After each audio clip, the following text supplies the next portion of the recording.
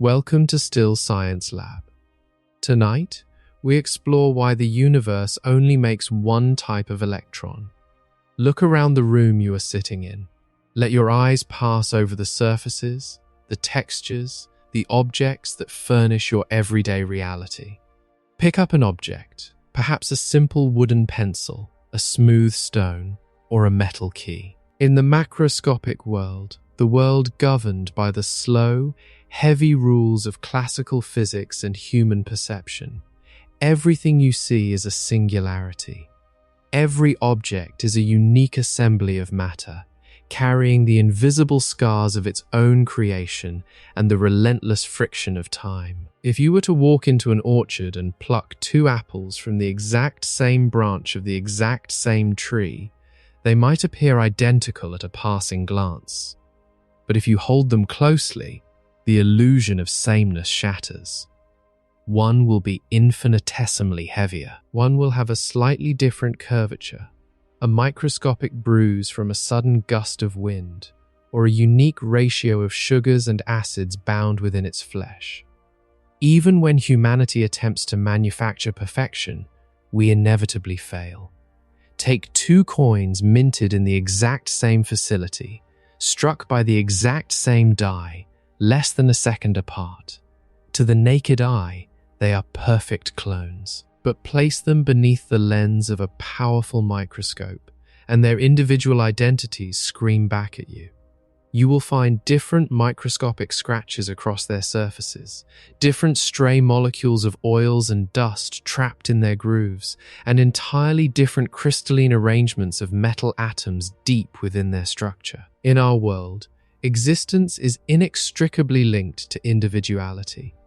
To exist is to bear the unique marks of your own history. Everything in our daily experience is a one-of-a-kind object that has never existed before and will never exist again.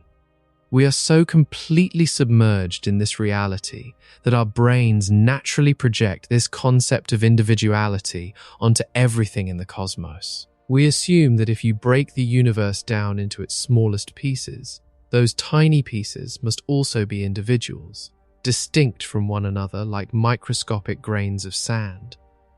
But as we descend from the macroscopic world of apples and coins into the silent, invisible depths of the quantum realm, this fundamental intuition violently collapses. When we strip away the emergent properties of biology and chemistry, when we peer at the foundational building blocks of reality itself, we encounter a mystery so profound and terrifyingly perfect that it fundamentally threatens our understanding of what it means for something to exist. Consider the electron. It is the architect of the chemical bond, the carrier of electricity, the quiet engine driving the biology of your own body. Now, imagine a specific electron, one harvested from the carbon atoms forming the tissues of your hand. Now, stretch your mind across space and time and imagine another electron, one forged in the incomprehensible heat of the Big Bang, roughly 13.8 billion years ago. That ancient electron has survived the expansion of the cosmos. It has been swallowed by the crushing gravity of primordial stars, baked in the nuclear furnaces that lit the early universe.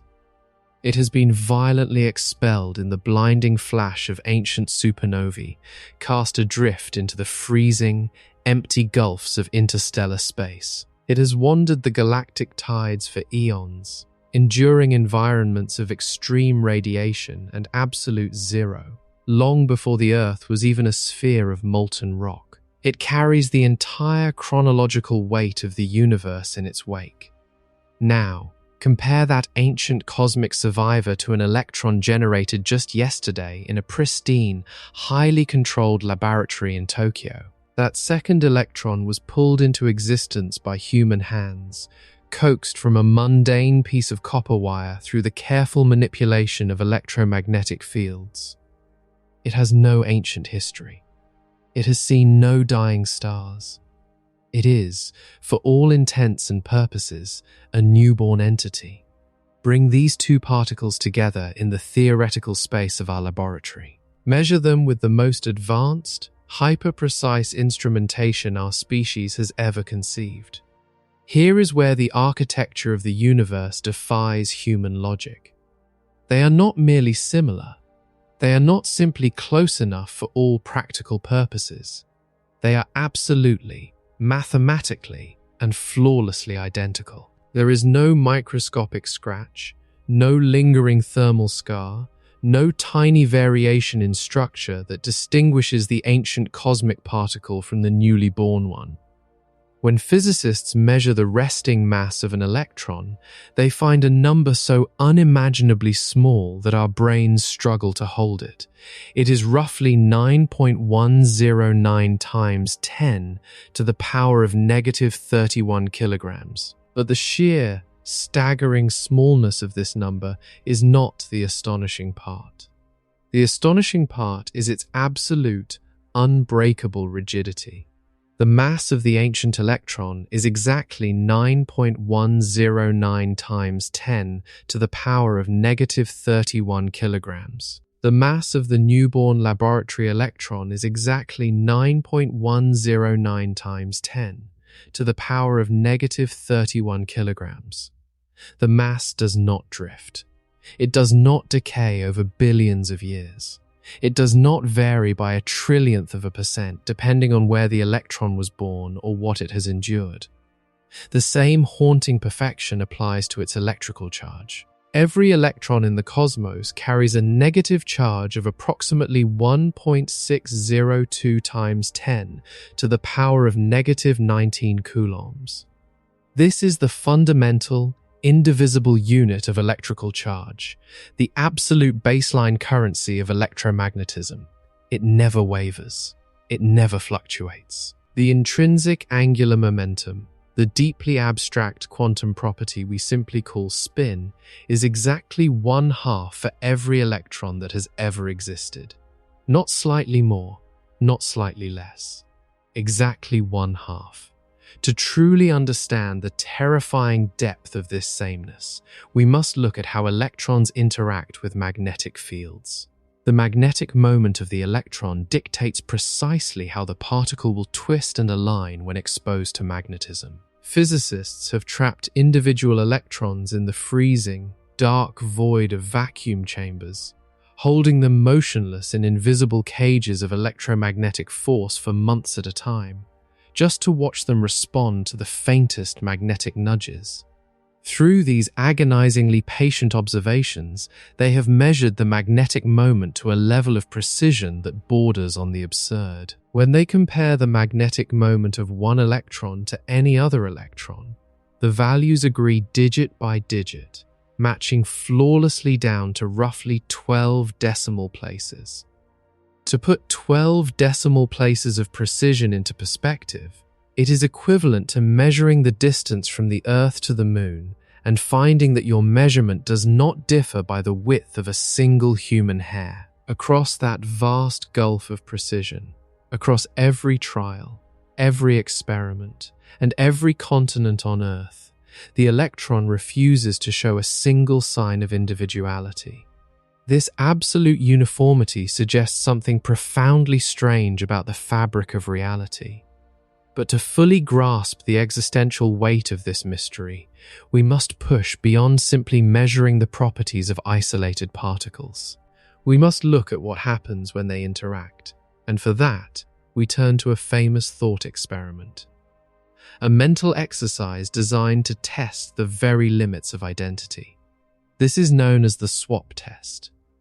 Imagine the simplest noble gas, a single atom of helium, drifting perfectly isolated in the vacuum of space. At its core lies a dense, heavy nucleus of protons and neutrons. Orbiting this microscopic core, bound tightly in the innermost, lowest energy shell, are 2 electrons. In our classical minds, trained by centuries of everyday experience, we automatically visualize this atom as a miniature, mechanical solar system. We picture one distinct electron on the left, perhaps, and another distinct electron on the right. We mentally paint one red and the other blue just to keep track of them. We assume that, deep down, they are two separate, individual entities that just happen to be sharing the same atomic neighborhood. Now, imagine that you possess a pair of theoretical, microscopic tweezers capable of reaching directly into the quantum heart of the helium atom without disturbing its overall energy. You reach in, you grasp the electron on the left, you grasp the electron on the right, and you instantly swap their positions. In the macroscopic world, swapping two objects leaves an undeniable physical record. If you have two identical-looking white coffee cups on a table and you swap their positions while a friend looks away, your friend might not notice the difference when they turn back, but the universe notices. The universe knows a swap occurred. Energy was physically expended by your muscles to move them. Air molecules were violently displaced as the cups traveled through the atmosphere. The spatial coordinates of physical matter were translated across distance. The factual event of the swap is permanently embedded in the thermodynamic history of the room. But when you swap the two innermost electrons in that isolated helium atom, something profoundly unnerving happens. According to the foundational, mathematical laws of quantum mechanics, there is no measurement, no experiment, and no physical process anywhere in the cosmos that can detect that the swap occurred. And this is not a technological limitation. It is not an issue of our microscopes being too weak, or our sensors being too slow, or our human perception being too crude. It is a fundamental, structural truth of reality. The universe itself does not retain the information of the swap. The atom before the swap and the atom after the swap are not merely identical in appearance. They are mathematically and physically the exact same state. For the universe to completely ignore the fact that the two electrons traded places, it means that the universe never distinguished between the two particles in the first place. The universe does not carry the information of which one is which, because the concept of which one simply does not exist at this level of reality. The deep, terrifying truth is that electrons do not possess individual identities. They have no secret serial numbers, no hidden tags, no intrinsic thisness that separates one from another. They are not unique objects that happen to look identical. They are identical in a way that entirely erases the concept of the individual object. If thought experiments are not enough to convince you, the universe provides hard, undeniable, physical proof of this erasure of identity, visible in the violent debris of particle colliders. When physicists design experiments to accelerate two single electrons toward each other through a vacuum chamber, the particles race toward a central point, their negative charges violently repelling one another until they scatter outward. Imagine two electrons approaching head-on, perfectly aligned, and bouncing away from each other at exactly 90 degrees from their original paths. You have detectors set up to catch them. One detector positioned above the collision point and one positioned below. In a classical universe, a universe where electrons are tiny, distinct billiard balls, there are two separate, distinct physical histories that could lead to this outcome. Possibility 1. The electron coming from the left bounced up into the top detector, and the electron coming from the right bounced down into the bottom detector. Possibility 2. The electron coming from the left bounced down into the bottom detector, and the electron coming from the right bounced up into the top detector. If they were distinct objects, you could, in principle, calculate the probability of each separate event occurring, and you would simply add those two probabilities together to predict how often your detectors would simultaneously register a hit. This is the common sense, classical math of everyday life. But when we actually perform this experiment, the numbers generated by the physical universe refuse to obey classical logic. The probability of the electrons scattering at 90 degrees does not match the simple addition of those two distinct physical histories. The numbers simply do not work. To accurately predict the outcome of the collision, the mathematics of quantum theory forces us to completely abandon the idea that one specific electron went up and one specific electron went down. Instead, we must combine the mathematical waves of both possibilities simultaneously before calculating the final probability. We have to treat the collision not as two distinct objects interacting, but as a singular, unified phenomenon where the individual identities of the incoming particles completely dissolve into the interaction itself. The resulting interference pattern, proven in laboratories time and time again, is the undeniable fingerprint of a reality where individuality has ceased to exist. When the detectors click, registering the arrival of the scattered particles, you cannot ask which electron went into the top detector and which went into the bottom. It is not that we do not know the answer. It is that the question itself is fundamentally meaningless.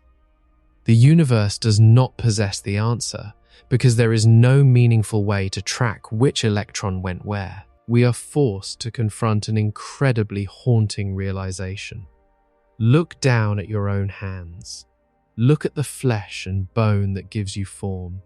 You are a biological machine of staggering complexity, a unique, irreplicable consciousness wrapped in a body that has never existed before and will never be perfectly duplicated again.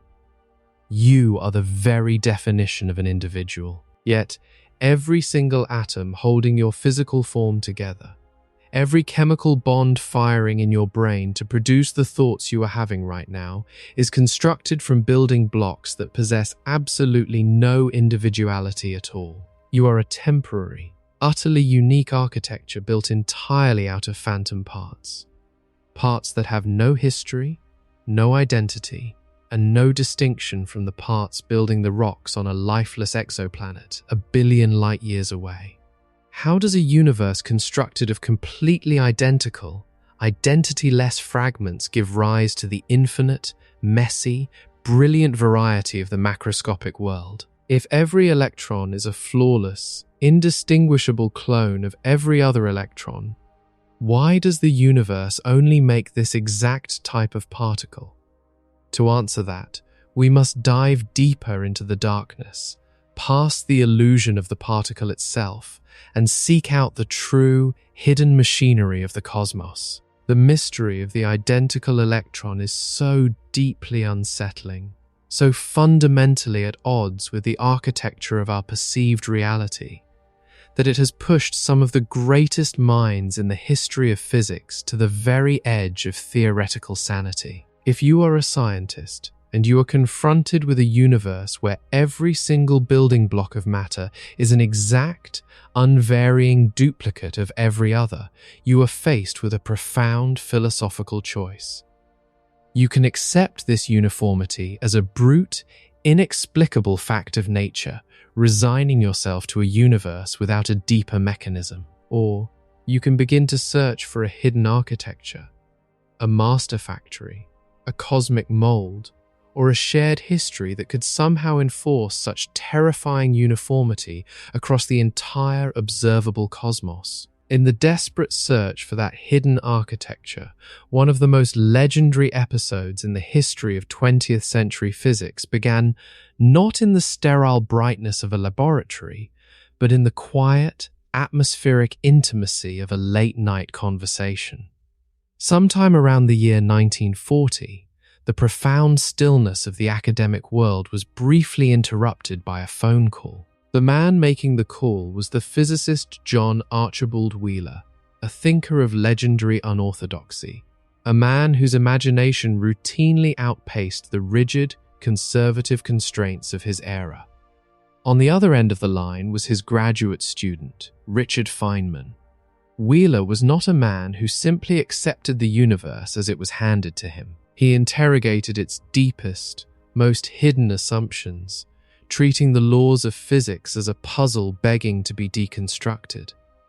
On this particular night, He had been brooding over the stubborn, unyielding sameness of the electron.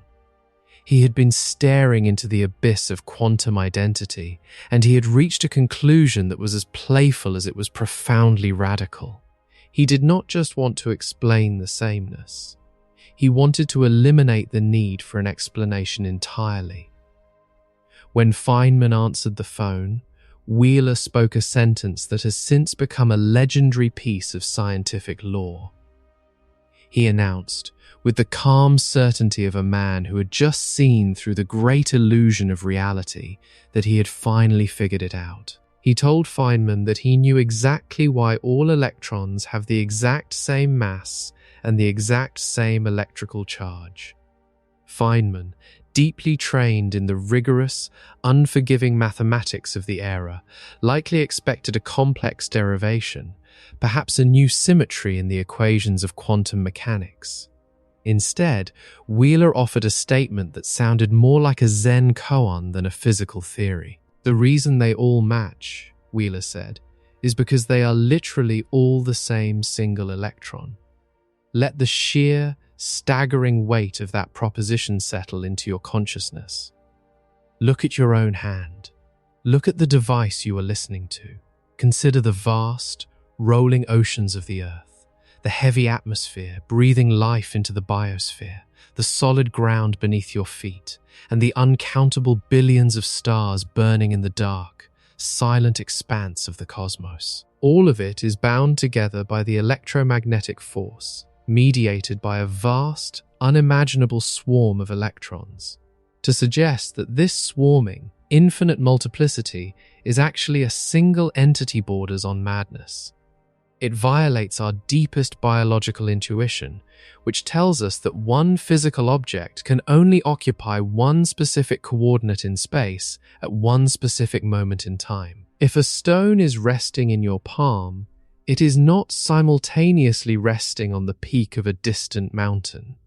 If an electron is currently orbiting a hydrogen nucleus here on Earth, it cannot simultaneously be trapped in the magnetic field of a pulsar in the Andromeda galaxy.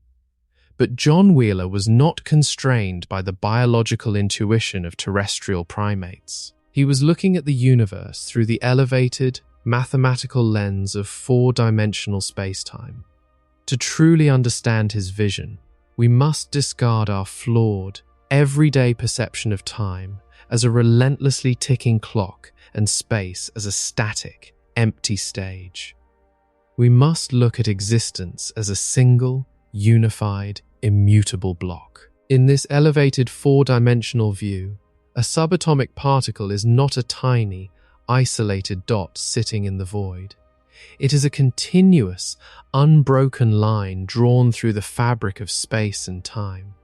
A trajectory that physicists call a world line. When an electron sits perfectly still in the spatial dimensions, its world line is a straight vertical stroke, moving only forward through the dimension of time. When that same electron travels through a copper wire, its world line tilts, tracing a diagonal, geometric path across the fabric of the universe. Since the dawn of human consciousness, we have assumed that this line can only be drawn in one specific direction. The arrow of time pushes us relentlessly, violently, from the ancient past, through the fleeting present, and into the unknown future. Our human world lines are strictly one-way streets, bound by the unforgiving laws of thermodynamics and entropy. But Wheeler dared to ask a question that most physicists of his generation would have found entirely absurd. What if the fundamental particles of the universe do not have to obey the arrow of time? Wheeler proposed that we should imagine a single electron weaving forward and backward through the vast landscape of space and time.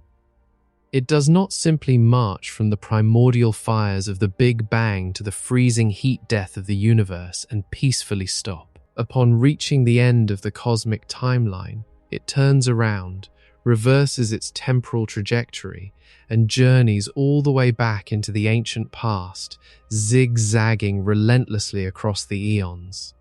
Sometimes, this lone wanderer moves forward in time, and sometimes it moves backward.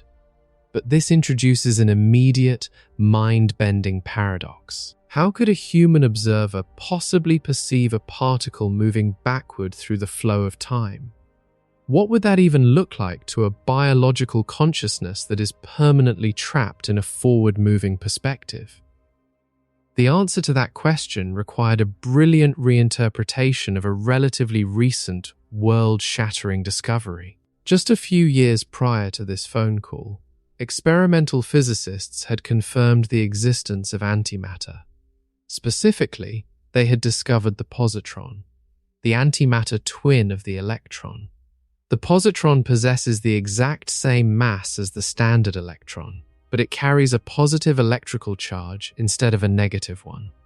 Antimatter was a profound, lingering mystery. Why did the universe possess a perfect, oppositely charged mirror image of its most fundamental particles? Wheeler looked deeply into the mathematics of electromagnetism and realized something mathematically profound. From our strictly forward-moving, human perspective, a negative charge moving backward in time looks exactly, indistinguishably, like a positive charge moving forward in time. When this singular, cosmic electron is traveling forward through the timeline of the universe, our scientific instruments perceive it as a perfectly normal electron. It behaves exactly as we expect it to, carrying its negative charge forward into the future, binding atoms together and powering the chemistry of the cosmos. But when the particle hits a geometric turning point in the four-dimensional block and begins to travel backward through time, our forward-moving consciousness completely misinterprets the physical data. Because our minds and our machines are irrevocably locked into the forward flow of time, we cannot see a particle retreating into the past. Instead, we see what we interpret as a brand new particle moving into the future alongside us, but with its fundamental electrical charge reversed. When the single electron moves backward through time, it appears to us, in every measurable way, as a positron. The antimatter particle is not a separate, exotic, mysterious entity birthed from the vacuum. It is simply the original electron, caught in the act of retreating through the timeline of the universe. This single electron, weaving back and forth through the temporal dimension, could pass through any given moment of the universe many trillions of times.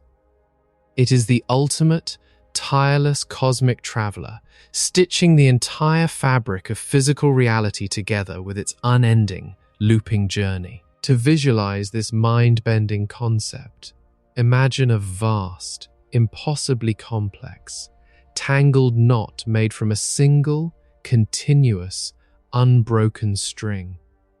The string loops back on itself billions upon billions of times, creating a dense, spherical mass of thread. Now, imagine taking an infinitely sharp razor blade and slicing straight through the center of that knot. If you discard one half of the knot and examine the flat, two-dimensional surface of the cut you just made, you will not see a single, continuous string. The geometry of the slice prevents it. Instead, you will see trillions of tiny, separate, disconnected dots scattered across the surface, marking exactly where the razor severed the loops. Half of those dots represent the string traveling upward through the two-dimensional plane. The other half of the dots represent the string traveling downward through the plane. In Wheeler's brilliant vision, that two-dimensional slice is our present moment. It is the exact, fleeting fraction of a second that human consciousness experiences as now. The single, unbroken string is the world line of the universe's one and only electron. The dots where the string passes upward into the future are what we confidently call electrons. The dots where the string passes downward, back into the past, are what we confidently call positrons. Because we are entirely trapped within the thin, two-dimensional slice of the present moment, we cannot see the loops connecting the dots above or below the plane. Each of those individual passages appears to us as a completely separate, independent particle in its own right. We look around at the slice of the present and we see a universe teeming with countless individual, distinct pieces of matter. We are completely blind to the fact that they are all intimately, seamlessly connected outside of our limited temporal perception. This is exactly how the grand illusion of multiplicity is born. All the countless electrons of the universe would simply be the exact same particle, seen at vastly different points along its incredibly complex, looping world line. The reason every single electron has the exact same mass and the exact same electrical charge is no longer a puzzling mystery requiring a cosmic manufacturing plant. It is a mathematically guaranteed certainty. They do not just share similar properties. They are not manufactured in a primordial forge with perfect quality control. They are all, in the deepest, most absolute, literal sense, the exact same particle. The terrifying sameness is guaranteed because there is only one object being measured over and over and over again across the entire span of the observable universe. The sheer intellectual courage required to propose such a model over a telephone line is staggering.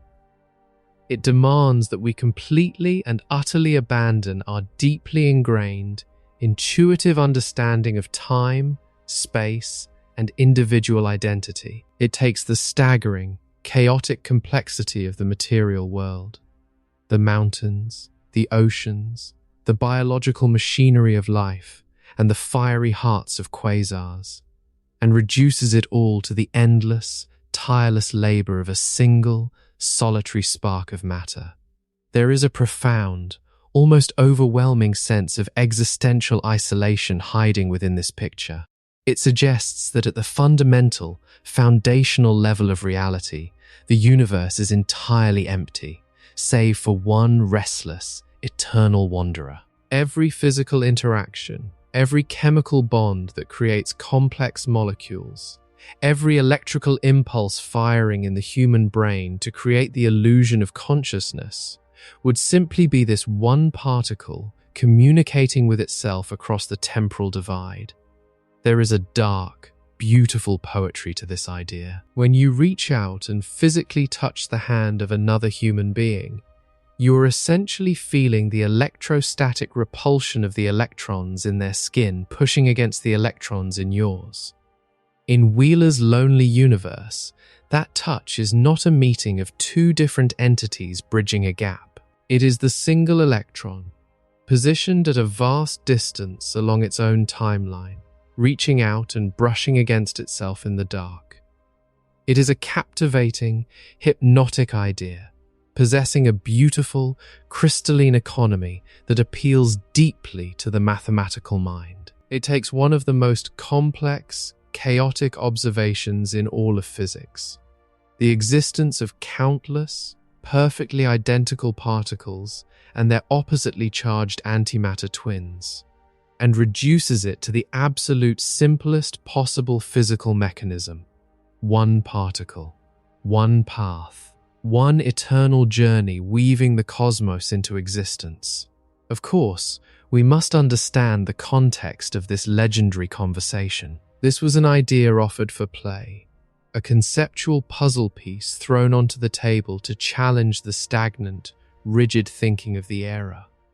Wheeler, in his infinite wisdom, recognized that the perfect sameness of electrons was so incredibly strange, so deeply and stubbornly peculiar, that it demanded an explanation far beyond the comfortable, established boundaries of normal classical physics. He was perfectly willing to reach for an explanation that entirely shattered our everyday, comforting illusions. He understood that to make sense of the quantum world, we cannot rely on the logic of falling apples, spinning coins, and macroscopic intuition. We must be willing to bend our minds around concepts that feel biologically impossible. While the literal, mechanical truth of the one-electron universe may not survive the harsh light of future physical evidence, the existential weight of the concept endures permanently. It forces us to confront a vital, haunting question about the true nature of reality. What if the separation we perceive between things, the boundaries between objects, between you and the stars, between the past and the future, is merely an artifact of how our specific biological consciousness experiences the flow of time? What if the overwhelming multiplicity of the universe is just a trick of the light, a localized consequence of our limited, three-dimensional minds dragging themselves blindly through the fourth dimension?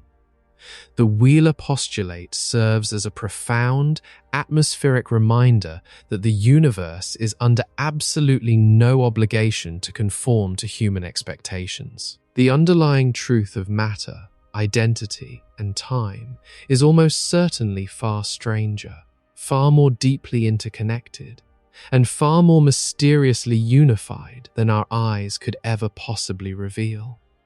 The illusion of individuality, the comforting lie that you and I are separate from the cosmos around us, may just be the most convincing and elaborate magic trick the universe ever played.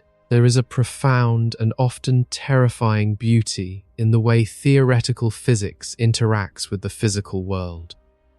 The human mind is capable of constructing architectures of pure mathematical elegance, theories so beautiful and conceptually flawless that they feel as though they must be true. We are drawn to symmetry. We are drawn to explanations that take the chaotic, overwhelming complexity of the cosmos and reduce it to a single, elegant mechanism. But the universe is an utterly ruthless editor of human ideas. It does not care about the poetry of our mathematics, nor does it care about the emotional satisfaction of our concepts. It demands that every theory, no matter how breathtaking in its simplicity, survive the brutal, unforgiving light of observational reality. John Wheeler's vision of a single, solitary particle weaving the entire cosmos into existence was a masterpiece of theoretical imagination. It offered a total, sweeping resolution to the haunting sameness of the electron. If there is only one electron in the entire universe, looping endlessly back and forth through the corridors of deep time, the mystery of perfectly identical masses and identical charges simply vanishes into the geometry of its journey. It was a captivating idea, possessing a beautiful economy. It bypassed the impossible requirement of a cosmic factory stamping out perfect clones, replacing it with a reality where everything is a mirror reflecting a single, lonely spark of existence. But ideas in physics cannot survive on intellectual beauty alone. They must be tested against the cold, hard, measurable facts of the observable cosmos. And it was Richard Feynman, the very graduate student who received that legendary late-night phone call, who immediately recognized the fatal, insurmountable flaw hidden within his mentor's beautiful dream. Feynman possessed a mind that was relentlessly grounded in the physical mechanics of reality. He listened to the pitch. He visualized the single world line looping back and forth through eternity, and Feynman himself immediately raised the obvious problem. The flaw lay in the inescapable geometry of the weaving itself. If you take a single thread and sew it back and forth through a piece of fabric, every time the thread is pushed up through the material, it must eventually be pulled back down. You cannot have a thread that only goes up. The mathematical geometry of the loops demands strict, absolute parity. In Wheeler's framework, the fabric is the present moment of the universe. The upward stroke of the thread is the electron, traveling forward in time. The downward stroke of the thread is the positron, traveling backward in time, appearing to our human perspective as an antimatter particle with a positive charge. Therefore, If every electron in the universe is the same one electron seen at different times, then the number of electrons and the number of positrons should be equal, because every forward path of the world line should be balanced by a backward path. The cosmic ledger must be perfectly, flawlessly balanced. For every electron we see in our present reality, anchoring an atom or flowing through a wire, there must be a corresponding positron right beside it, marking the exact moment the particle turned around to swim back into the ancient past. But when we look out into the actual universe, this perfect, elegant symmetry violently shatters. The cosmos is fundamentally, deeply unbalanced. The universe, as we see it, contains vast quantities of electrons and only a very small number of positrons. When you look at the physical world around you, the chair you are sitting in, the atmosphere you are breathing, the solid ground beneath your feet, and the uncountable stars burning in the night sky, you are looking at an overwhelming, staggering dominance of ordinary matter. Almost all of the negative charge in the ordinary matter around us is unpaired. The electrons exist in their uncountable trillions, forming the outer shells of every atom and driving the chemistry of the cosmos, but their antimatter twins are devastatingly absent from the grand stage of reality. If the one-electron universe picture were correct, there would have to be roughly as many positrons as there are electrons, and there simply are not. We do find positrons in the wild, but they are fleeting, transient ghosts of the quantum world. They are spat out by radioactive decay events deep underground or forged in the violent, high-energy collisions of cosmic rays striking the upper atmosphere of our planet. When they do appear, their existence is incredibly brief. A positron wandering through our universe is like a single spark falling into a vast, dark ocean. The moment it encounters an ordinary electron, the two particles instantly annihilate one another in a sudden, violent flash of pure gamma radiation, erasing their material existence entirely and leaving only a burst of high-energy light behind. Because the universe is utterly saturated with electrons, any positron that wanders into existence is almost immediately destroyed. The void of deep space, the hearts of galaxies, the structures of planets. They are all overwhelmingly composed of ordinary matter, completely ruining the symmetrical foundation required by Wheeler's temporal knot. The cosmic ledger is broken. The symmetry is absent. Wheeler acknowledged this. He was a brilliant physicist, deeply aware of the experimental data, and he never seriously proposed the one-electron universe as a physical theory. It was a suggestion, a puzzle piece, an idea offered for play. It was a thought experiment designed to break the rigid, classical boundaries of how we think about identity, time, and the fundamental nature of physical matter. He knew that to solve a mystery as deep as the absolute uniformity of the electron, physicists needed to stop thinking in comfortable, everyday terms and begin reaching into the bizarre, counterintuitive depths of reality. In science, the way a brilliant idea fails is often far more illuminating than the way a lesser idea succeeds. So Wheeler's suggestion belongs on the wall of interesting failures, not because it was foolish, because it was, at least in its motivation, on the right track. Wheeler recognized that the sameness of electrons was so peculiar that it demanded a deep explanation, and he was willing to reach for a strange one. And out of the ashes of this beautiful, failed theory, Richard Feynman extracted a mathematical diamond that would permanently alter the landscape of modern theoretical physics. Feynman, though, took something from the conversation that would prove more lasting. He discarded the idea that there was literally only one particle in the entire universe, recognizing that the overwhelming abundance of ordinary matter made such a literal interpretation impossible. But he kept the temporal geometry. He absorbed the idea that a positron could be thought of mathematically as an electron moving backward in time. It did not matter if this was literally, mechanically happening in a physical sense.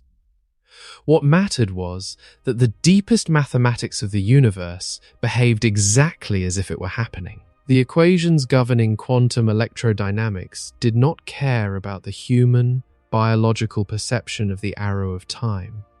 That mathematical trick turned out to be exactly the right way to organize the diagrams that Feynman would eventually invent to compute the results of particle interactions. Before Feynman, calculating the interactions of subatomic particles was an incredibly dark, dense forest of abstract algebra.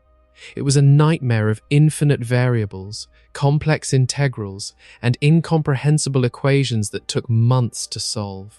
Feynman, utilizing the temporal insight sparked by Wheeler, translated this mathematical nightmare into simple, elegant geometry. He drew lines on paper. In these visual representations, you can track the flow of reality itself. A particle moving forward through time is a line pointing toward the future.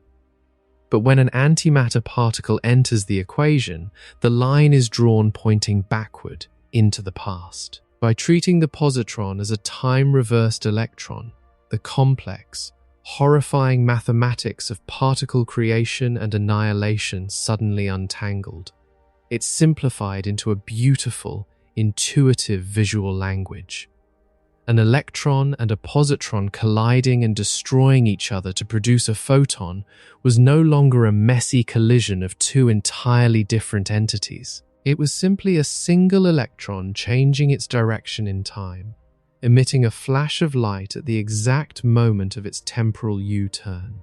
The one-electron universe idea did not survive as a physical picture, but its cousin, the idea that antiparticles are the same kind of thing as particles, just seen from a different temporal perspective, became a permanent part of how we think about quantum field theory. This is exactly how scientific revolution occurs in the real world.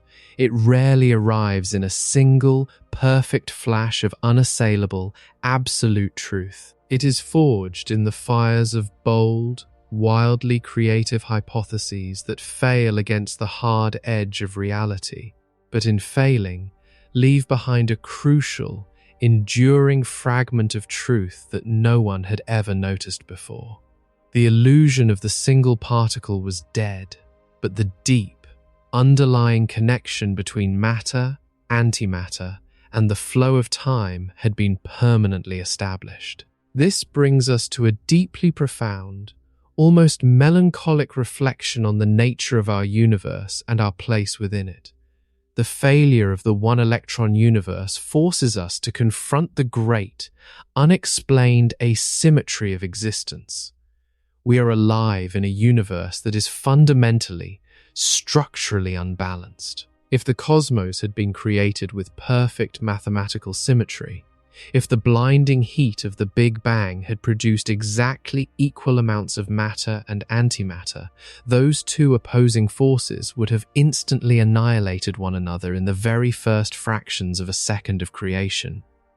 The entire universe would be nothing but a vast, expanding ocean of cold, featureless light. There would be no stars burning in the void. There would be no galaxies pulling themselves together out of the primordial dust. There would be no planets, no biology, no chemistry, and no conscious minds to look up into the dark and ask why we are here. We owe our very existence to a flaw in the cosmic mirror. We are the descendants of a microscopic error, a tiny, inexplicable imbalance in the early universe that favored ordinary matter over its time-reversed twin. The vast, overwhelming dominance of ordinary electrons that ruined John Wheeler's beautiful, symmetrical dream is the exact same dominance that allows your biological body to exist. The missing positrons are the reason you are alive to wonder about them. We are temporary patterns of matter, surviving in the aftermath of a primordial war that our side barely won, looking out into a universe that is vast, dark, and wonderfully asymmetrical. Yet, we are still left standing on the edge of the original cosmic mystery. We know that the electron is not a lone traveler looping endlessly through the dark. The universe is genuinely filled with uncountable, swarming particles. The multiplicity of matter is real, and yet the terrifying, absolute sameness remains. If they are not all the same single particle, why do they still refuse to show even the slightest hint of individuality?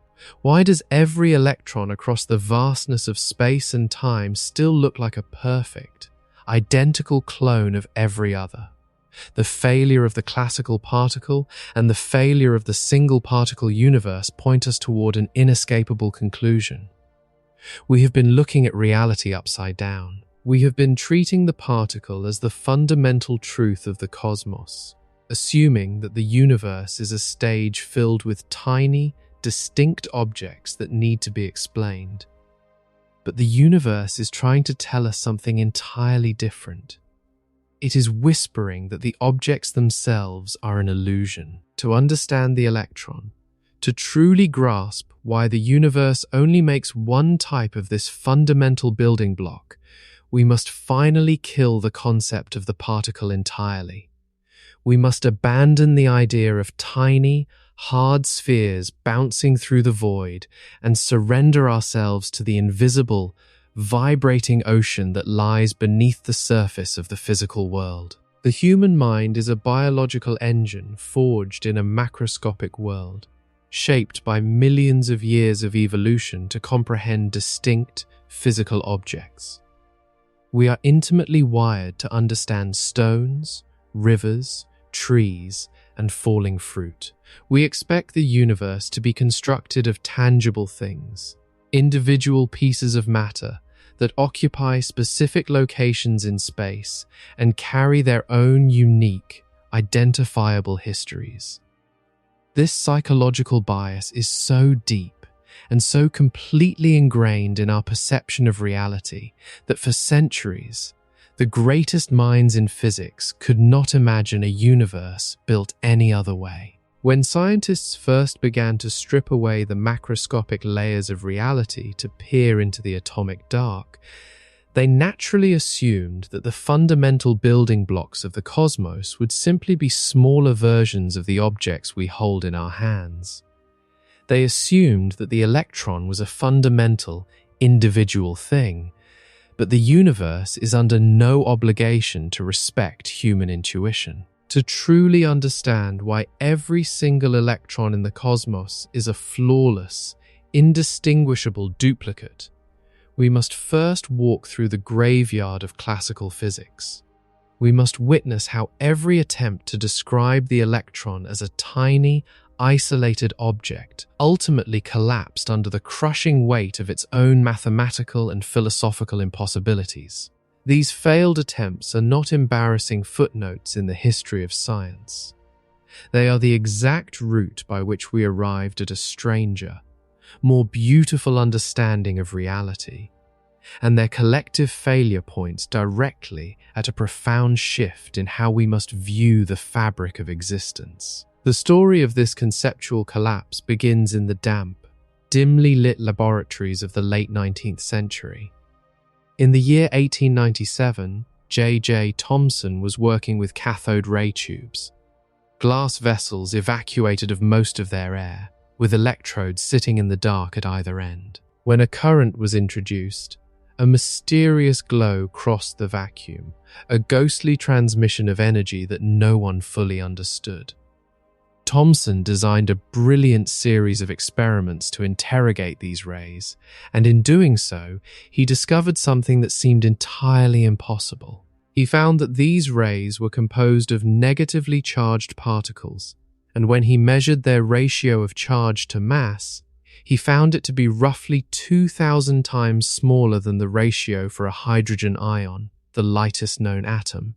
He had discovered the electron, a fragment of reality residing deep within the atom itself. To make sense of this, Thomson constructed a mental framework that came to be known as the plum pudding model.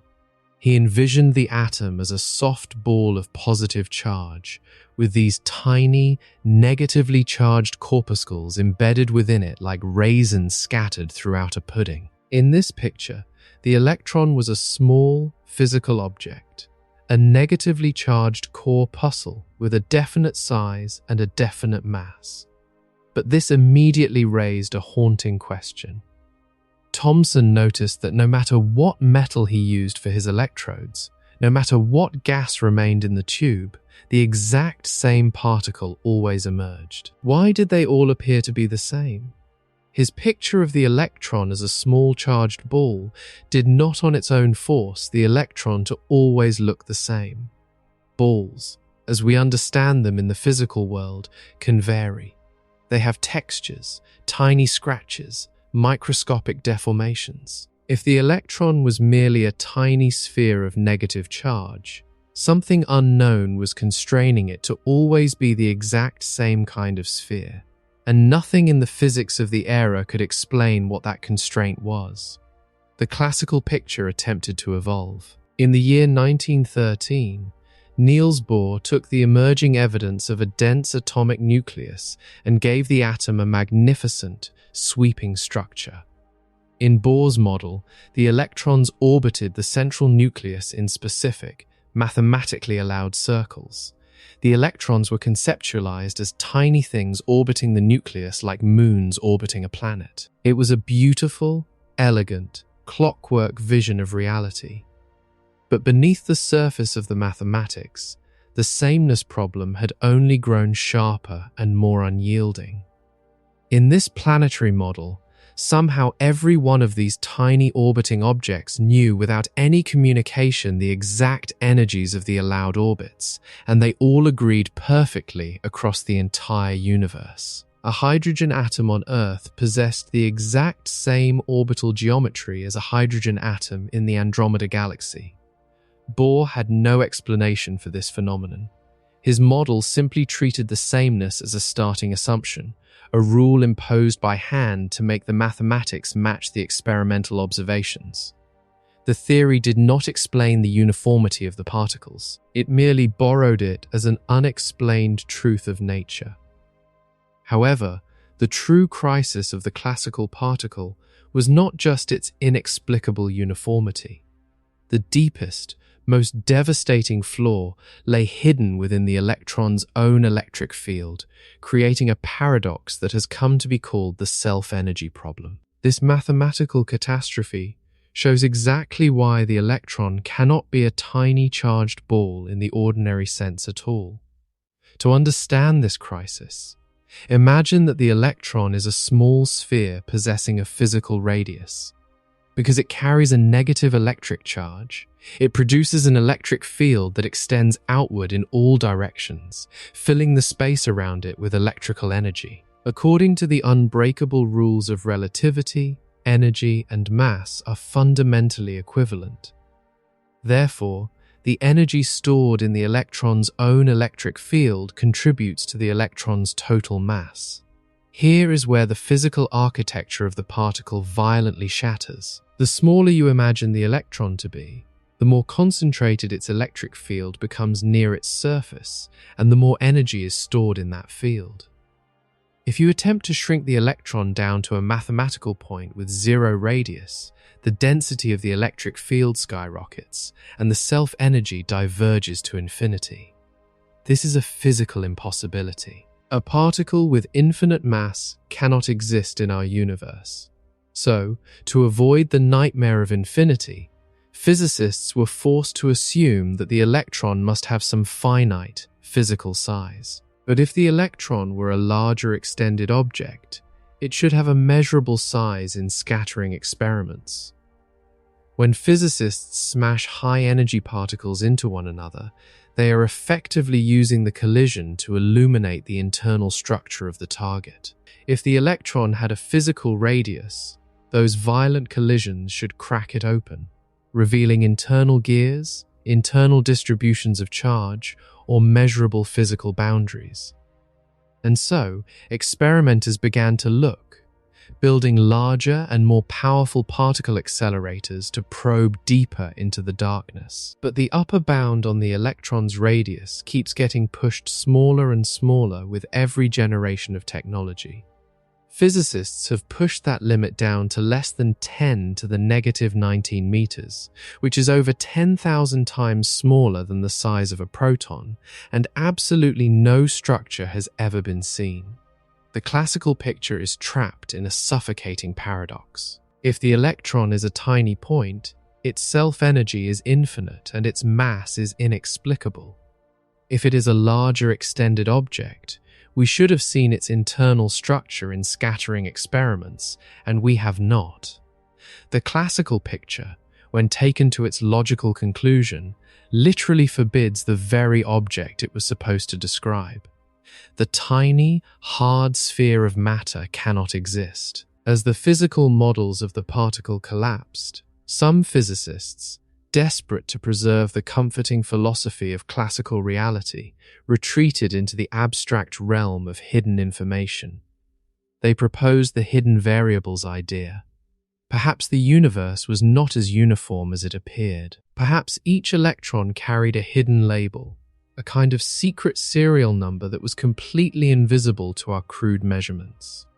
In this view, electrons only appeared to be indistinguishable because our instruments were simply too weak to detect the tiny, microscopic differences between them. This was an honorable, deeply human attempt to save the concept of individual identity, favored by physicists who found it intolerable that the universe would produce perfect, featureless clones without any underlying mechanical variation.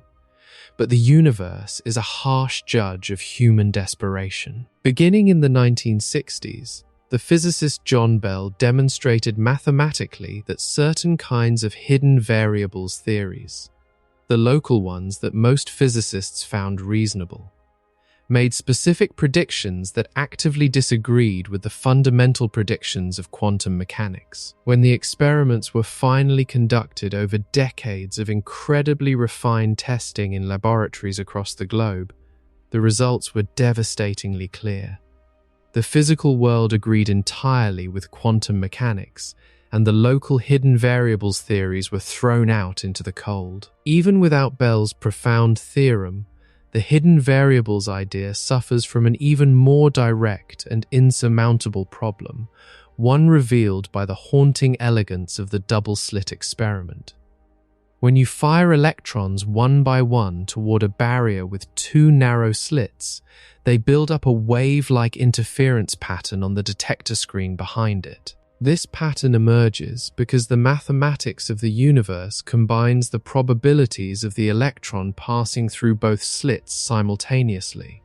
To generate this pattern, you are relying entirely on the strict, absolute fact that there is no way, even in principle, to know which slit each electron went through. If the electron carried any kind of hidden label, any secret serial number that distinguished it from the others, the universe would theoretically possess the information to track its individual path.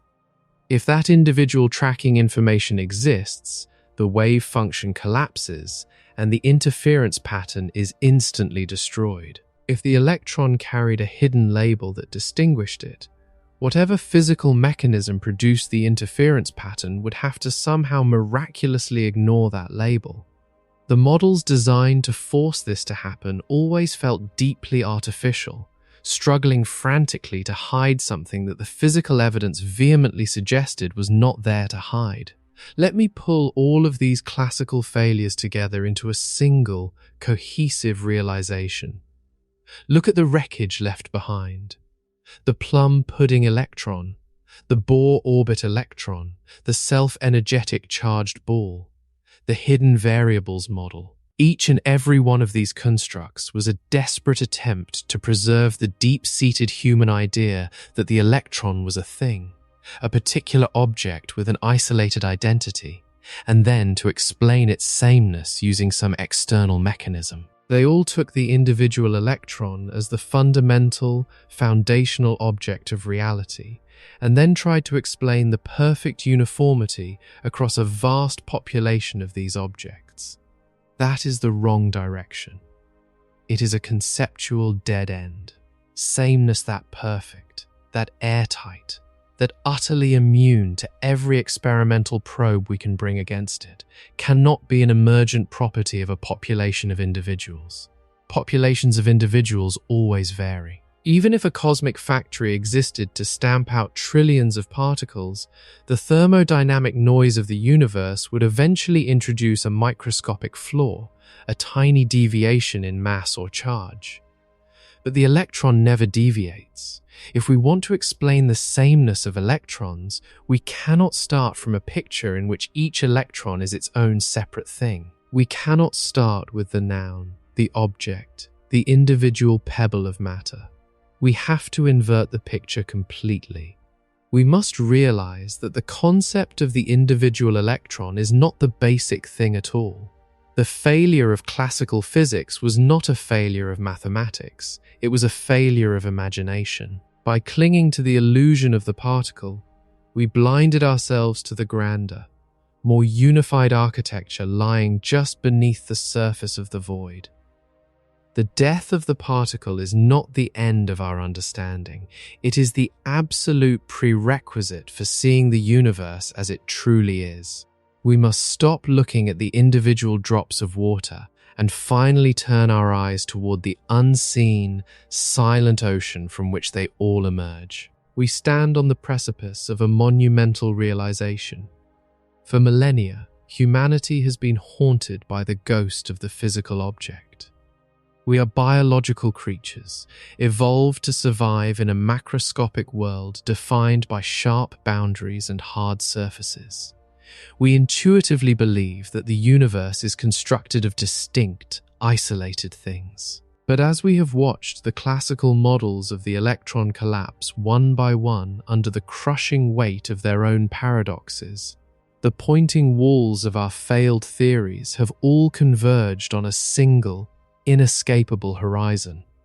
The individual particle, the tiny, hard pebble of reality that we so desperately wanted to find at the bottom of the atomic well, is a complete illusion. To solve the terrifying mystery of the identical electron, we must cross a threshold that fundamentally alters our definition of what it means to exist. We must abandon the comforting lie of the isolated object. The truth is at once stunningly simple and existentially shocking. The world is not made of particles. The world is made of fields, and particles are simply what fields do when you poke them. To truly grasp the magnitude of this paradigm shift, we must carefully deconstruct what it means for reality to be built out of fields. It is a word that sounds faint and abstract, a mathematical convenience devoid of physical substance. But a field is as deeply real as the ground beneath your feet. Start with something familiar, something you can feel on your skin. Imagine the room you are sitting in right now. Imagine that you are deeply interested in the ambient temperature of the air inside it. You intuitively understand that the heat is not distributed perfectly evenly across the space. Near a heating vent or a window baking in the direct afternoon sun, the air is significantly warmer. In the dark corners of the ceiling, or near a drafty door in the dead of winter, the air is noticeably colder. If you wanted to build a complete, flawless mathematical description of this environment, you would need to assign a specific, measurable number to every single microscopic coordinate in the room. That invisible, three-dimensional grid of numbers mapping the precise temperature at every conceivable location is what a physicist calls a scalar field. It is a temperature field. It is a purely mathematical object, but it is describing an undeniable physical reality. If you were to place a fragile glass thermometer at any exact coordinate within that invisible grid, The mercury would rise to register the exact temperature dictated by the field at that specific, localized point. Now, stretch your imagination towards something slightly more complex, something possessing more architectural structure. Imagine you are holding a dense, heavy bar magnet in the center of the room, and you are curious about the invisible magnetic force it projects into the empty air. This force cannot be described by a simple number alone, because a magnetic pull inherently possesses a specific orientation. It pulls or pushes in a very deliberate direction. So, instead of assigning a mere number to every coordinate in the room, you assign a tiny, invisible arrow. At every single point in space near the magnet, there is an arrow pointing along the exact direction of the magnetic force, with a length that is perfectly proportional to the raw strength of the pull. This vast, invisible, incredibly complex collection of directional arrows permeating the empty space around the object is called a vector field. It is a magnetic field. Again, it may initially seem like a mere mathematical abstraction, a grid living only on paper, but it governs the physical world with absolute, unyielding authority. If you were to sprinkle a handful of fine iron filings onto a sheet of paper held directly above that magnet, the metal shards would instantly snap to attention, aligning themselves perfectly along the direction of those invisible arrows. They effortlessly trace out graceful, sweeping curves running from one pole of the magnet to the other, making the hidden, invisible architecture of the field suddenly and violently visible to the human eye. For a very long time in the history of human science, the void was considered to be truly empty. Physicists believed that objects exerted forces upon one another across vast distances through some deeply mysterious, inexplicable tug, acting instantly across a completely dead void.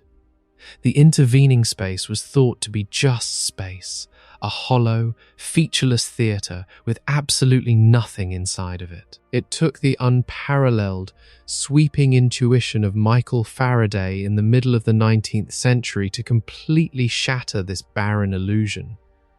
Faraday was a man operating with almost no formal mathematical training, yet he possessed an experimental instinct that bordered on the supernatural. Staring relentlessly at the strange, invisible behavior of magnets and electrical charges, Faraday dared to argue that the space around these objects was not empty at all.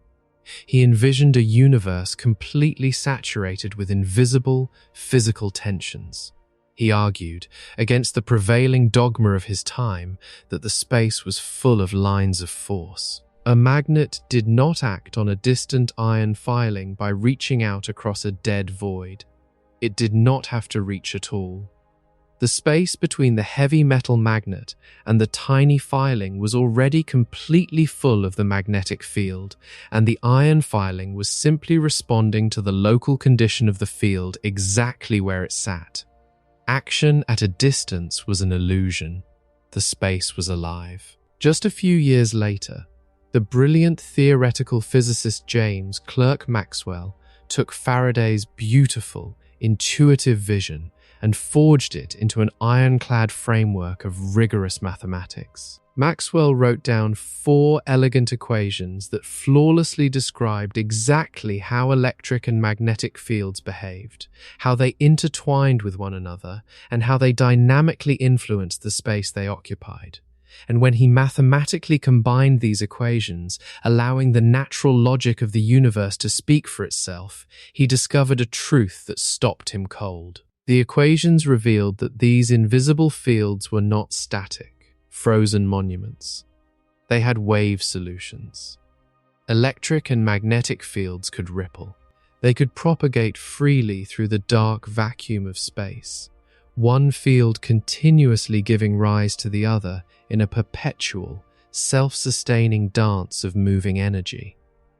And when Maxwell carefully calculated the exact speed at which these electromagnetic ripples must travel through the void, the mathematics handed him a number that perfectly matched the known, measured speed of light. The existential implication was breathtaking.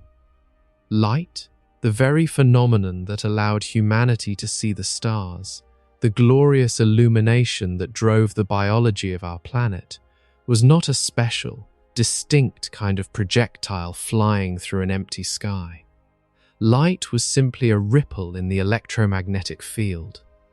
This was the first great, undeniable triumph of the field picture of reality. What had previously seemed like two entirely different phenomena, the static, silent pull of magnets on a laboratory desk and the blinding illumination of light pouring from the sun, turned out to be the exact same fundamental thing.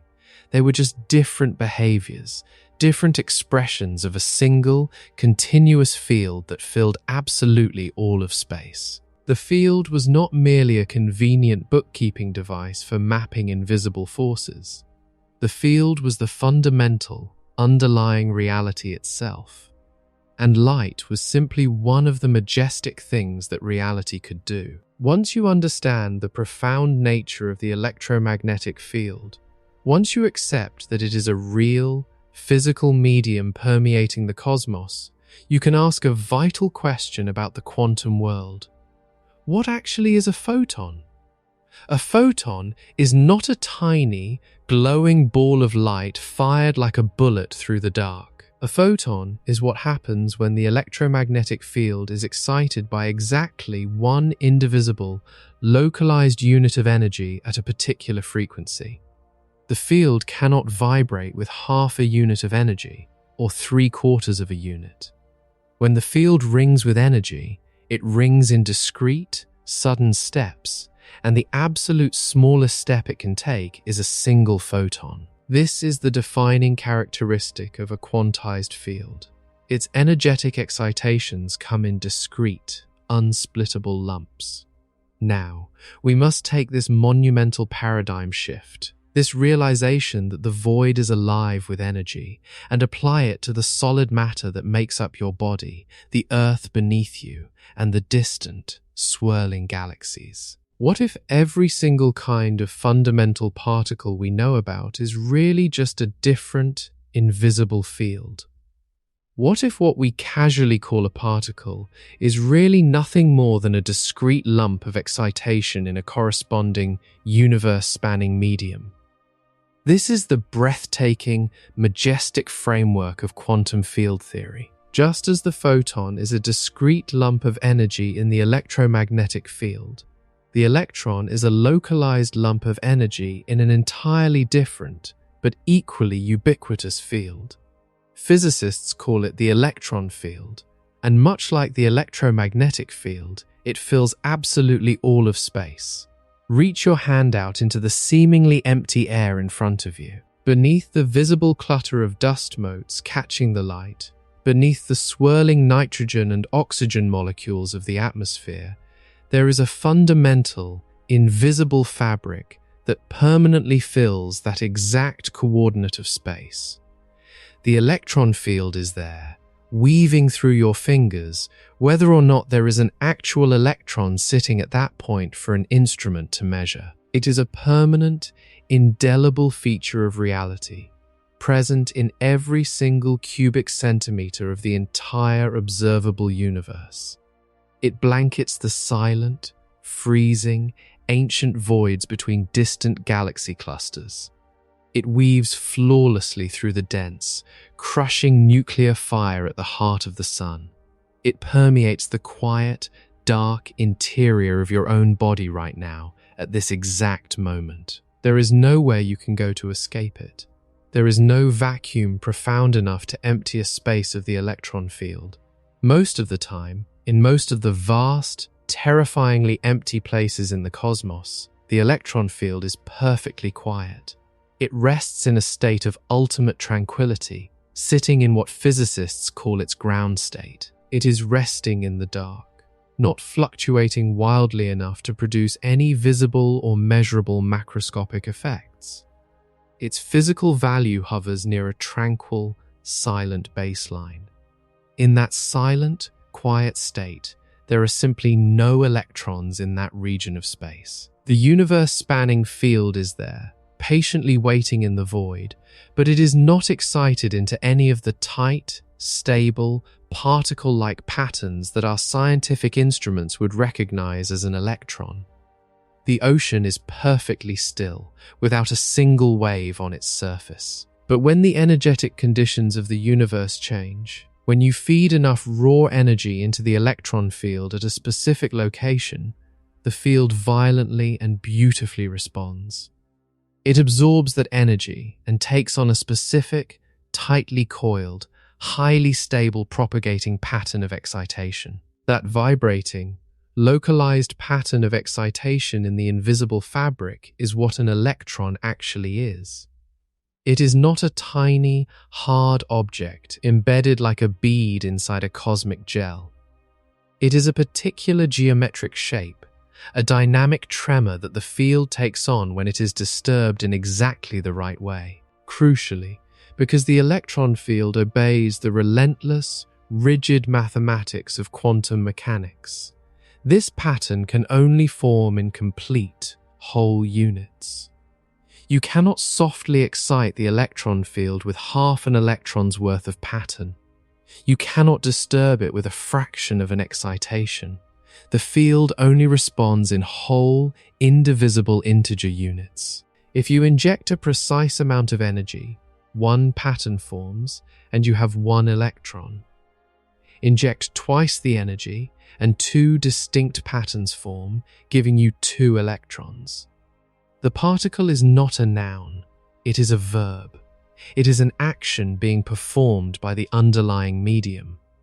This realization completely dismantles our biological, intuitive obsession with the isolated object. It forces us to look at the universe not as a desolate stage filled with lonely props, but as a vast, interconnected, overlapping ocean of invisible fields. The things we consider solid, the objects we build our fragile human lives around, are merely localized storms in an otherwise quiet cosmic sea. We are not made of isolated pebbles dropped into a dead and empty void. We are made of continuous, unbroken threads of energy, temporary ripples in a medium that stretches to the absolute, unyielding edge of existence. The boundary between you and the seemingly empty space across the room is an illusion of the macroscopic mind. The fields do not end where your skin ends.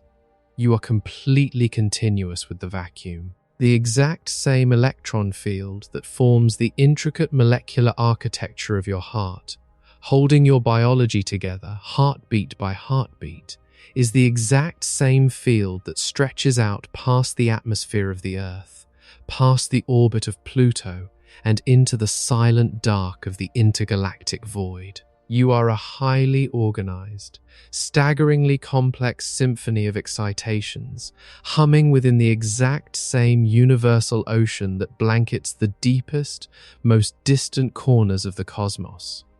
The universe is not a collection of parts. It is a single, unified, vibrating whole, and you are simply one of the breathtaking patterns it has learned to make. We have established that the seemingly empty void of space is an illusion, masking a vibrant, omnipresent tapestry of invisible fields. But simply knowing that these fields exist is not enough to unravel the terrifying perfection of the electron. To truly understand the architecture of matter, we must understand exactly how these fundamental fields behave when the absolute silence of the vacuum is finally broken. Imagine a vast, perfectly isolated region of deep space, devoid of all stars, dust, and light. Within that profound darkness, the electron field is still perfectly present, woven into the very geometry of the cosmos, but it is resting in its ultimate ground state. It is perfectly quiet. This quietness, however, is not a state of death. It is a state of limitless potential, waiting in the dark. When immense energy is forcefully introduced into this silent domain, the field is forced to awaken. In the macroscopic world of our daily lives, energy transfer is a smooth, continuous process. If you push a boulder, you can apply a tiny amount of force, or slightly more force, or a massive amount of force, and the boulder will respond in a fluid, perfectly proportional manner. You can heat a volume of air by a fraction of a degree, or 100 degrees. Our everyday reality accepts energy in whatever fluid, arbitrary amount you choose to give it. But the foundational layer of reality entirely rejects this comfortable continuity. The quantum fields that govern the true nature of the cosmos operate on a principle of absolute, unbreakable rigidity. They are deeply and relentlessly quantized. When you inject energy into the electron field, it does not slowly gather into a mound. It does not gradually coalesce. You absolutely cannot excite the electron field with half an electron's worth of pattern. You cannot coax the fabric of reality into producing a third of an electron or an electron and a half. The fundamental mathematics of the universe strictly forbid it. The field responds in whole, indivisible electron units. One exact, predetermined package of excitation equals exactly one electron. Two exact packages of excitation equal exactly two electrons. There is no middle ground, there is no smooth ramp, and there are no partial fragments. The birth of a particle is a sudden, instantaneous resonance of the underlying field, locking into a perfectly defined mathematical shape that is permitted by the ironclad laws of quantum mechanics. To properly visualize this profound, abstract reality without getting lost in impenetrable equations, we can turn our minds to a familiar, earthly phenomenon. Picture a deep, dark pond resting in the absolute quiet of a windless night. The surface of the water is a flawless mirror, perfectly flat, reflecting nothing but the silence. This still water represents the electron field resting quietly in its ground state. Now, imagine that you drop a small, perfectly smooth pebble directly into the center of this pond. The impact breaks the tension of the surface, violently injecting kinetic energy into the system. Instantly, circular ripples are born, spreading outward from the point of impact and moving across the dark water. If you were to watch those ripples carefully, you would notice they possess very specific physical characteristics. They travel across the surface at a certain, measurable speed. They have a specific geometric shape, a defined height, and a precise, repeating distance between their crests and troughs. They obey precise, unyielding rules regarding how they behave and how they interact with the medium. Now, imagine walking through the dark to the entirely opposite side of that same massive pond and dropping a second, identical pebble into the water. A new, distinct set of ripples bursts into existence, spreading outward into the night. If you were to halt time and carefully measure these new ripples, you would find something deeply important, something that mirrors the deepest truths of particle physics. The ripples from the second pebble also travel at the exact same speed as the first set of ripples. They possess the exact same geometric shape. They obey the exact same rules for interference and propagation. They do not match because there is some invisible, telepathic force communicating across the water, making sure they look alike. They do not match because someone artificially engineered them to perfectly mirror one another. They are perfectly identical simply because they are ripples in the exact same body of water. The fundamental, chemical, and physical properties of the water itself, its density, its surface tension, its temperature, are what dictate exactly how any ripple must behave. Any ripple, born anywhere in that vast pond, is inevitably going to inherit the fundamental properties of the water it travels through. To make this beautiful analogy match the strange, rigid reality of the quantum world, we must add one crucial, bizarre condition to our thought experiment. Imagine that this particular cosmic pond has a highly specialized, almost magical physical property. It absolutely refuses to accept just any arbitrary amount of energy. It only allows ripples of certain, highly specific, predetermined sizes to form on its surface. You can drop a pebble and get one standard, perfect ripple, or two standard ripples, or three, but you can never, under any circumstances, produce half a ripple or a ripple that is just a microscopic fraction bigger than the standard design. Every ripple that manages to form and survive on the surface of this water is exactly the same size and exactly the same shape, simply because the pond mathematically only supports those discrete, quantized excitations.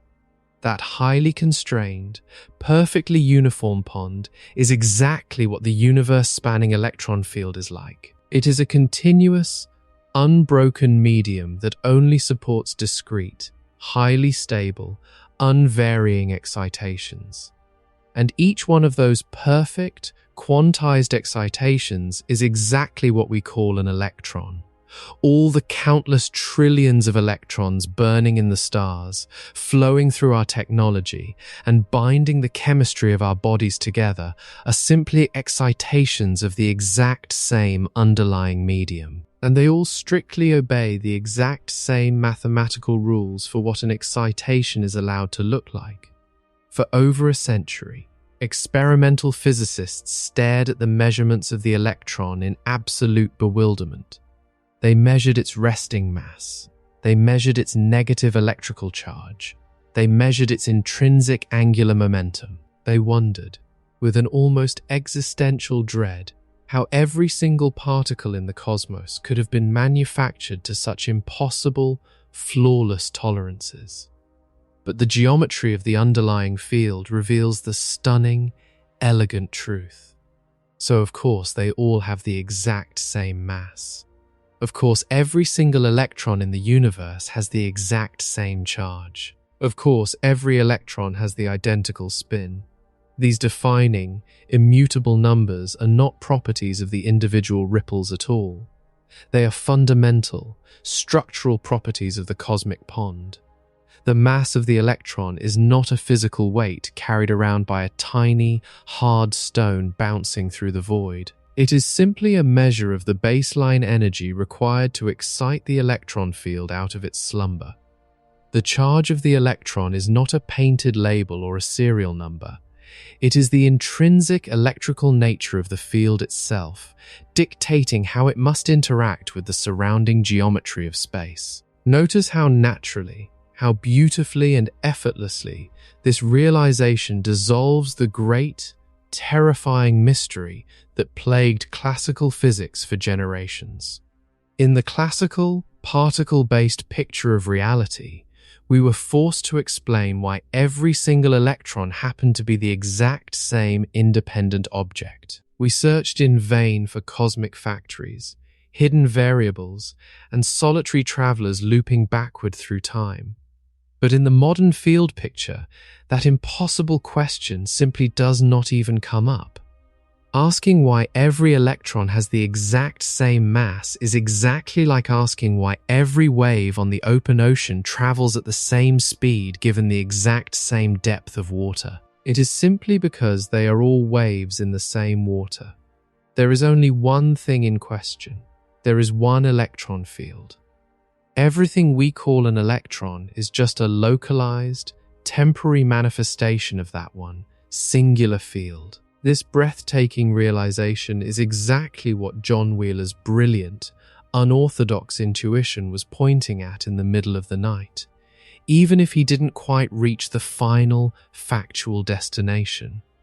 Wheeler playfully suggested that all electrons are literally the exact same electron. While that specific formulation did not survive contact with the harsh reality of experimental data, If you simply adjust the lens of his genius and replace the words one electron with the words one electron field, his intuition suddenly works perfectly. All electrons really are the exact same thing, in the profound, literal sense that they are all energetic expressions of the exact same underlying entity.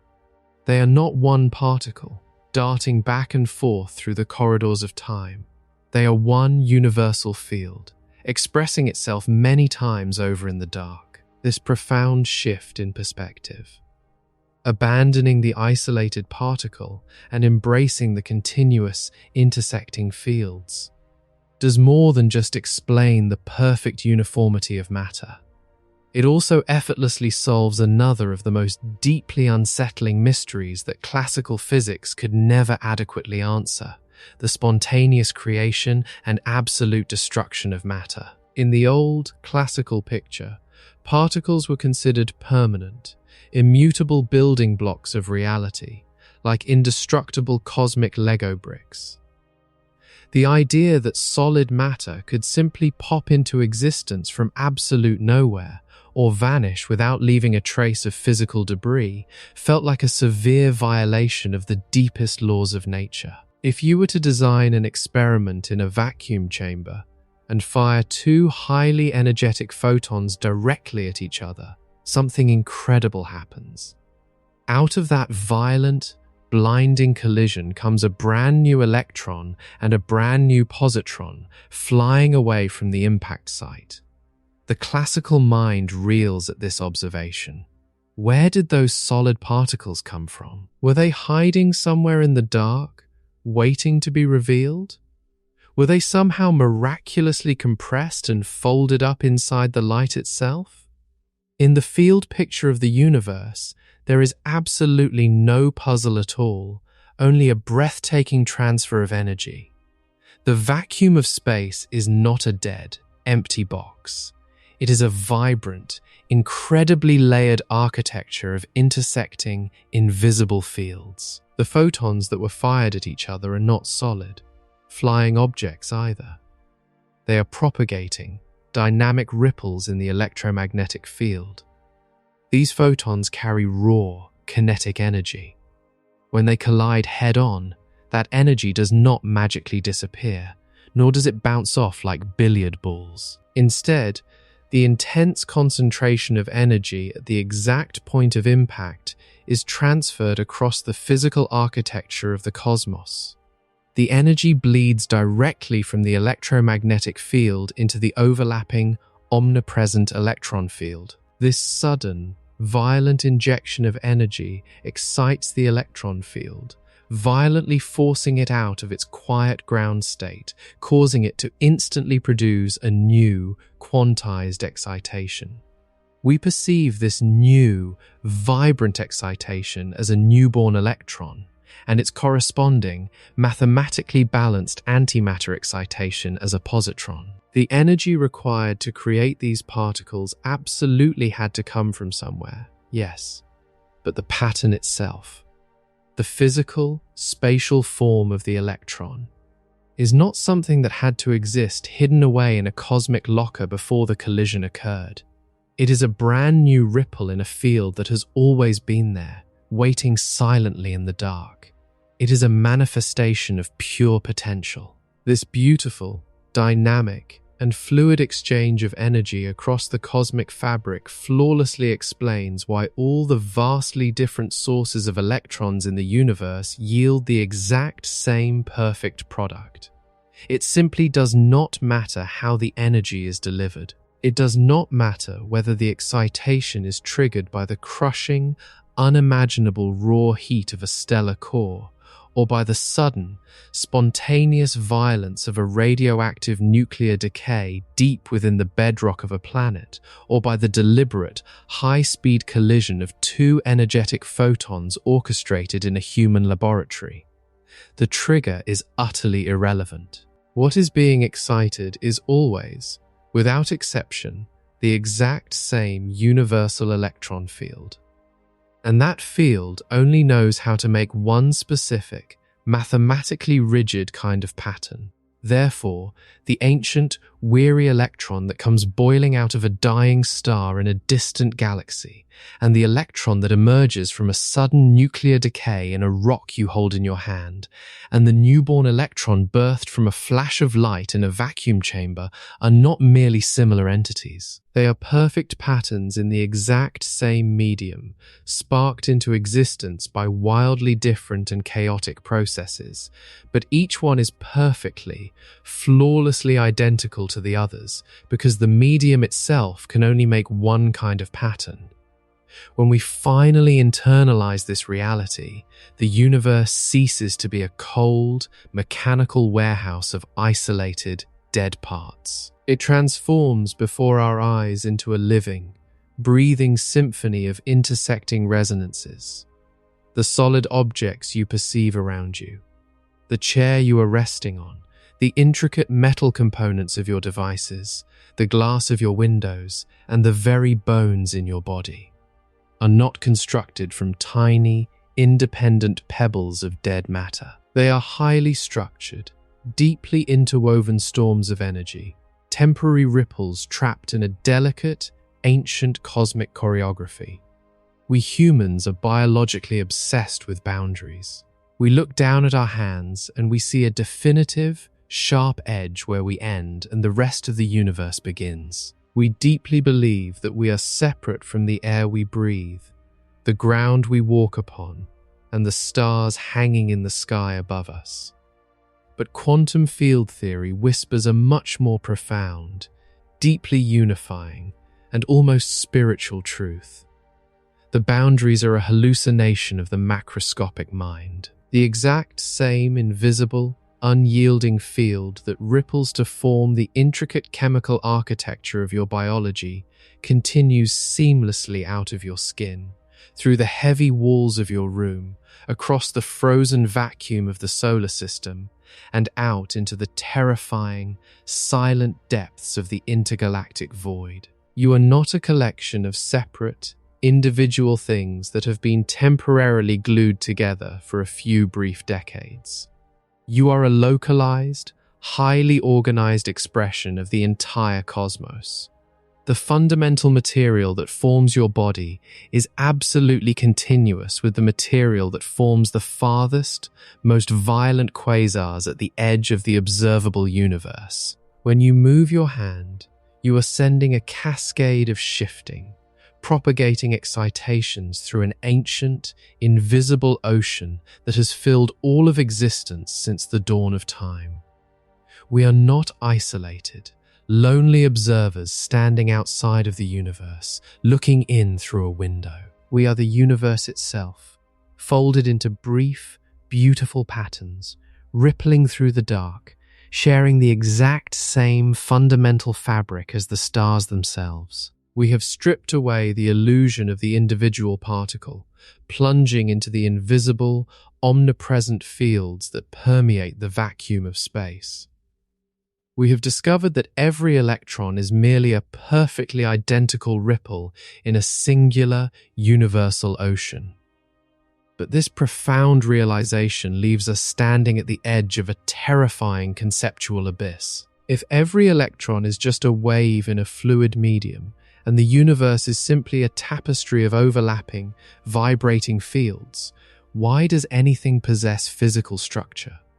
Waves on a dark ocean do not build rigid scaffolding. They pass through one another, they merge, and they collapse into featureless swells. If the foundational layers of reality are purely fluid and perfectly identical, why is the cosmos not just a chaotic, formless blur of energy? What gives the universe its shape, its sharp edges, and its stubborn, undeniable solidity? The answer to that question reveals that the flawless sameness of the electron is not merely a curious mathematical footnote of quantum mechanics. It is the absolute, foundational law that makes your physical existence possible.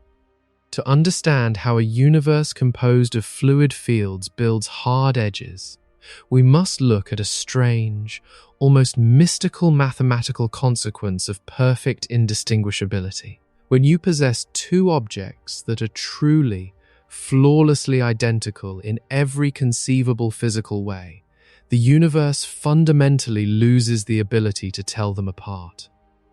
If two electrons are truly indistinguishable, swapping them in a quantum wave function cannot produce a physically different state. Whatever mathematical language we use to describe reality must strictly obey this absolute cosmic symmetry. In the deep architecture of quantum mechanics, it turns out that there are only two ways for a quantum wave function to behave under a swap of two identical particles. The first option is that the mathematical description stays exactly the same. Particles that follow this permissive rule are called bosons, because their wave functions easily overlap without any mathematical consequence. Bosons have no problem occupying the exact same space at the exact same time. They love to clump together, merging their identities into a single, collective hum. Photons, the particles of light, are bosons. You can pack a staggering number of photons into a laser beam, and they will peacefully, quietly share the exact same physical coordinates. But electrons belong to the second, far more rigid family of reality. Electrons are fermions, and fermions obey a darker, much more restrictive mathematical rule. When you swap two identical fermions, the wave function describing them does not stay the same. It is required by the universe to pick up a minus sign. It mathematically flips its entire orientation, turning into the exact negative of itself. At first glance, a minus sign seems like a trivial accounting trick, a microscopic detail buried in the abstract algebra of theoretical physicists. But that single, fragile minus sign is the architect of the physical world. Consider what happens if you try to force two electrons into the exact same quantum state. Imagine forcing them to share the exact same location in space, the exact same energy level, the exact same momentum, and the exact same spin. They are completely, physically superimposed. Now, apply the rigid rule of the swap. If you swap their positions, the wave function must pick up a minus sign, essentially becoming the exact negative of itself. But because you started with both electrons in the absolute, identical state, swapping them physically changed absolutely nothing about the arrangement. The new, swapped state must be perfectly equal to the old state. So, you are left with a mathematical paradox, a physical reality that is exactly equal to its own negative. There is only one number in all of mathematics that is equal to its own negative, and that number is 0. The wave function completely and utterly cancels itself out. A wave function of 0 means the arrangement has 0 probability of occurring. It cannot happen. It does not exist. The universe simply forbids it. Therefore, two electrons can never, under any circumstances, occupy the exact same quantum state. This absolute mathematical prohibition is the Pauli exclusion principle. The brilliant physicist Wolfgang Pauli discovered this strict, unyielding law in the year 1925. He uncovered it before the modern field picture of reality had even been fully developed, before anyone truly understood the deep origins of the minus sign. Pauli was staring at the complex, barcode-like patterns of light emitted by different atoms, the spectral lines that serve as the glowing fingerprints of the elements. He realized that the physical observations only made logical sense if there was some invisible, fundamental rule ruthlessly forbidding electrons from doubling up in the same state. He proposed the exclusion principle as a brute, empirical fact of nature. It worked beautifully, perfectly matching the observations of the cosmos, but for a long time, the underlying reason remained obscured in the dark. It was only later that physicists realized the exclusion principle was not an independent, arbitrary rule added to the universe by hand. It is a direct, inescapable mathematical consequence of the perfect identity of electrons. Because they are absolutely indistinguishable, they must pick up a minus sign upon swapping, and because of that minus sign, they cannot share a state. To truly appreciate the breathtaking power of this principle, we must imagine a dark, alternate universe where the Pauli Veto does not exist. Imagine a cosmos where electrons are allowed to pile up, free to share the exact same quantum state, just like photons in a beam of light.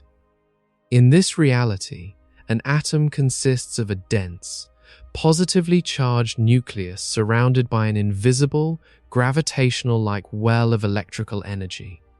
The lowest energy state, sitting intimately close to the nucleus, is the most stable and comfortable place to be. Without the exclusion principle to stop them, every single electron in the atom would simply fall into that exact same bottomless basement. In a universe without Pauli, a hydrogen atom, with its one single electron, would look chemically exactly like a carbon atom with its 6 electrons, or a massive uranium atom with its swarm of 92 electrons. Every atom of every element would collapse into the exact same tight, dense, featureless little ball of negative charge huddled blindly around its core. The periodic table of elements would instantly cease to exist. There would be no outer electron shells. There would be no loose, wandering valence electrons looking for a partner. There would be no sharing, no trading, and no chemical bonding. Atoms would simply drift past one another like dead, inert billiard balls, completely incapable of interaction. The universe would be a sterile, featureless void filled with lonely, microscopic spheres, entirely devoid of structure, devoid of light, and devoid of life. But we do not live in that dead universe. We live in a reality governed by the rigid, unyielding geometry of exclusion. Because of this principle, electrons are completely banned from crowding into the lowest energy level of an atom. The lowest shell around a nucleus only has room for exactly 2 electrons, one spinning up and one spinning down. Once that atomic basement is full, the universe firmly and violently closes the door. The next electron that arrives is rejected, forced to occupy a higher energy state, a larger, more distant orbital shell further away from the nucleus. That second shell fills up with 8 electrons, and the door is locked again. The next electron is forced even higher, into a third shell with room for 18, and so on. This sequential, forced outward expansion builds a complex, geometric scaffolding of energy around every single nucleus in the cosmos. This intricate, mandated architecture of electron shells is exactly what gives the periodic table its magnificent, varied shape. It dictates the distinct chemical personality of every single element in existence. Every column of the periodic table corresponds to elements that share the same number of electrons in their outermost shell, and every row represents a new shell being filled. The elements behave the way they do entirely because of these outermost electrons, the ones sitting at the very fragile edge of this atomic scaffolding, endlessly searching for stability. Because the exclusion principle forces atoms to have distinct, available states, some atoms are desperate to shed an outer electron, while others are incredibly eager to capture one. This primal, energetic hunger is the singular driving force of all chemical bonding. When a sodium atom, desperate to lose its lone outer electron, encounters a chlorine atom, desperate to fill an empty slot in its outer shell, the exclusion principle orchestrates a perfect, flawless exchange, snapping them together to form the crystalline structure of salt. Every chemical reaction you have ever witnessed, every biological color your eyes have ever perceived, every taste upon your tongue is born from this subatomic dance of exclusion. You are a biological machine constructed from roughly 7 octillion atoms. The twisting, elegant double helix of the DNA in your cells is a specific, delicate pattern of atoms bound tightly together by their outer electrons.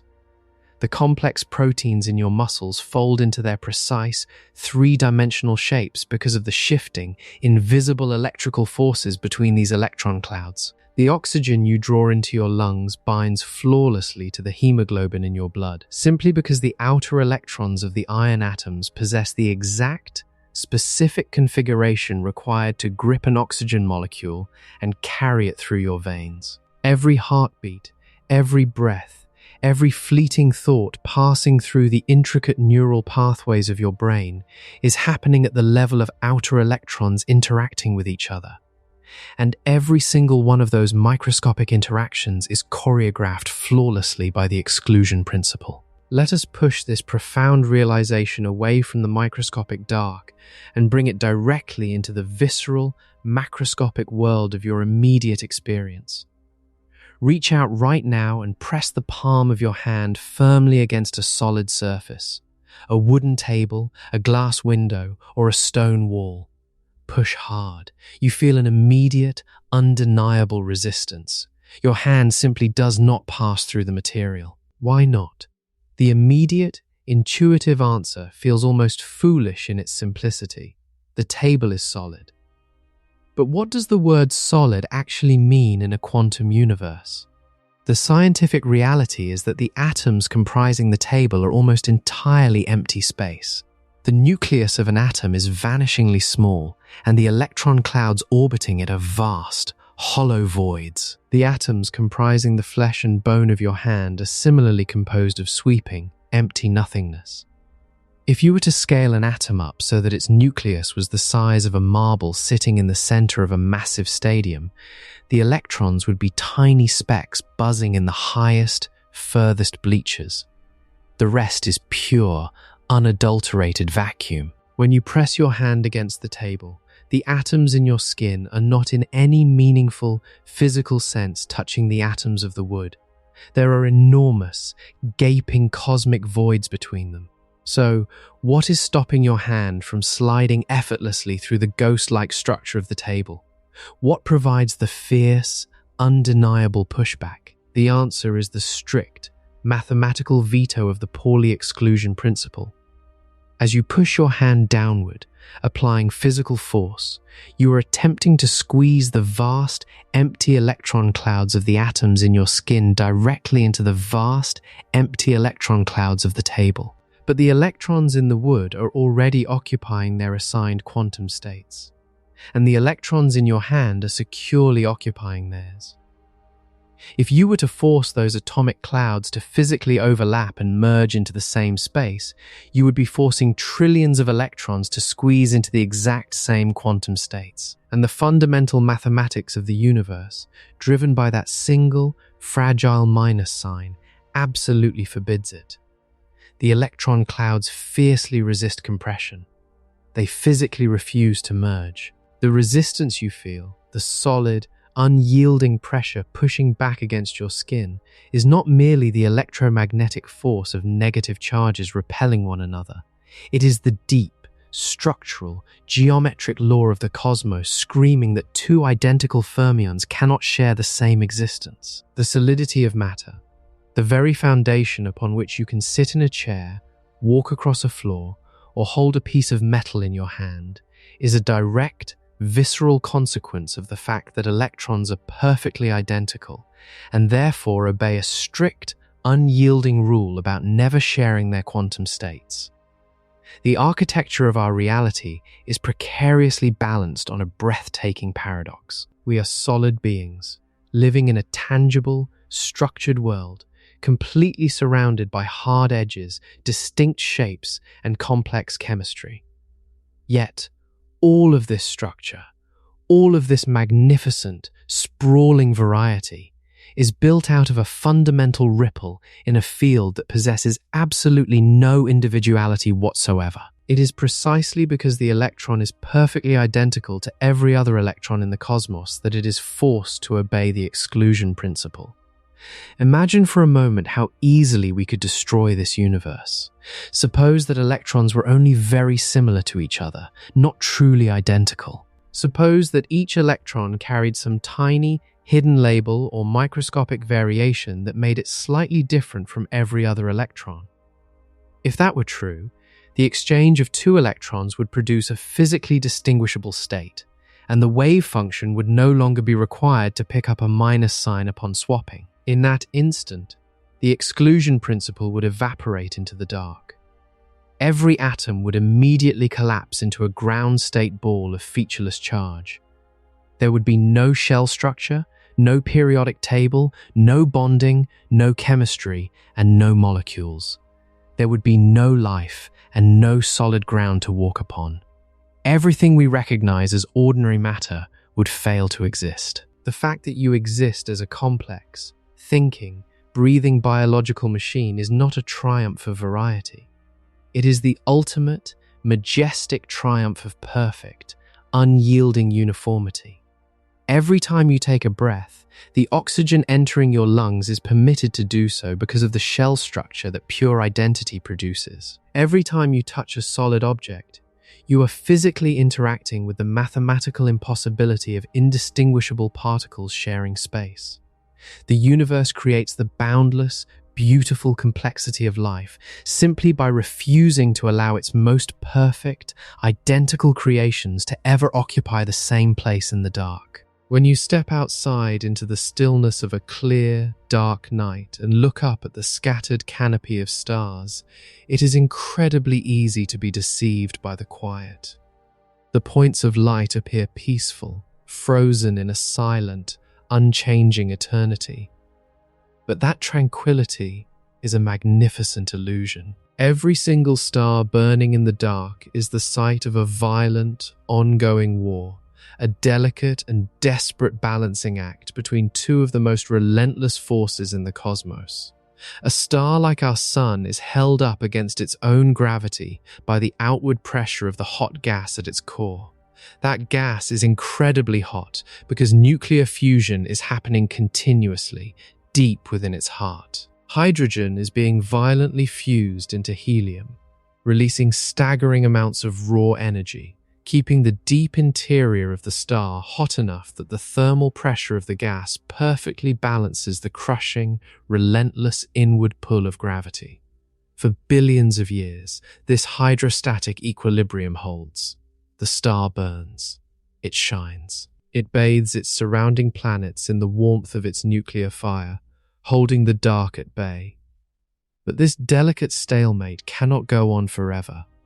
Eventually, inevitably, the primordial fuel runs out. When our own star finally exhausts its usable hydrogen and helium billions of years from now, the fierce outward pressure will fail, and gravity, patient and eternal, will start winning the war. The immense core of the star will begin to collapse under its own staggering weight. Millions of tons of superheated plasma will plunge inward in a terrifying freefall. What stops this catastrophic collapse? What prevents the dying star from crushing itself down into an infinitely dense point of nothingness? For a star of roughly solar mass, the answer is a strange, quantum mechanical phenomenon known as electron degeneracy pressure. As the core is squeezed tighter and tighter by gravity, the electrons trapped within it are forced into a smaller and smaller physical volume. That means there are fewer and fewer available quantum states, because the allowed states fundamentally depend on the volume the electrons have to move around in. As these quantum states become critically scarce, the electrons are forced into higher and higher momentum states. This happens because the lower, more comfortable momentum states are already entirely occupied, and the strict, unyielding law of exclusion forbids any doubling up. Those highly energetic, frantic electrons push outward with tremendous, unimaginable force. They do not push outward because they are hot in the ordinary, thermodynamic sense, but because they simply cannot slow down without violating the Pauli exclusion principle.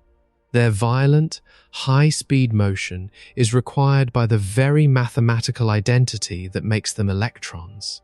That fierce outward push is exactly what keeps a white dwarf from collapsing any further. A white dwarf is the ghostly remnant of a dead star, roughly the mass of a star like ours, but compressed by gravity into a glowing sphere only about the size of the Earth. The average density of this dead star is incomprehensible, sitting at about 1,000,000 grams per cubic centimeter. A mere teaspoon of white dwarf matter scooped from its dense core would weigh several tons here on Earth. In this unfathomable, claustrophobic environment, nothing but the exclusion principle stands between the star and total gravitational annihilation. White dwarfs were deeply mysterious objects for a very long time in the history of astronomy. The first one to ever be recognized by humanity was the silent, hidden companion of Sirius, the brightest star in our night sky.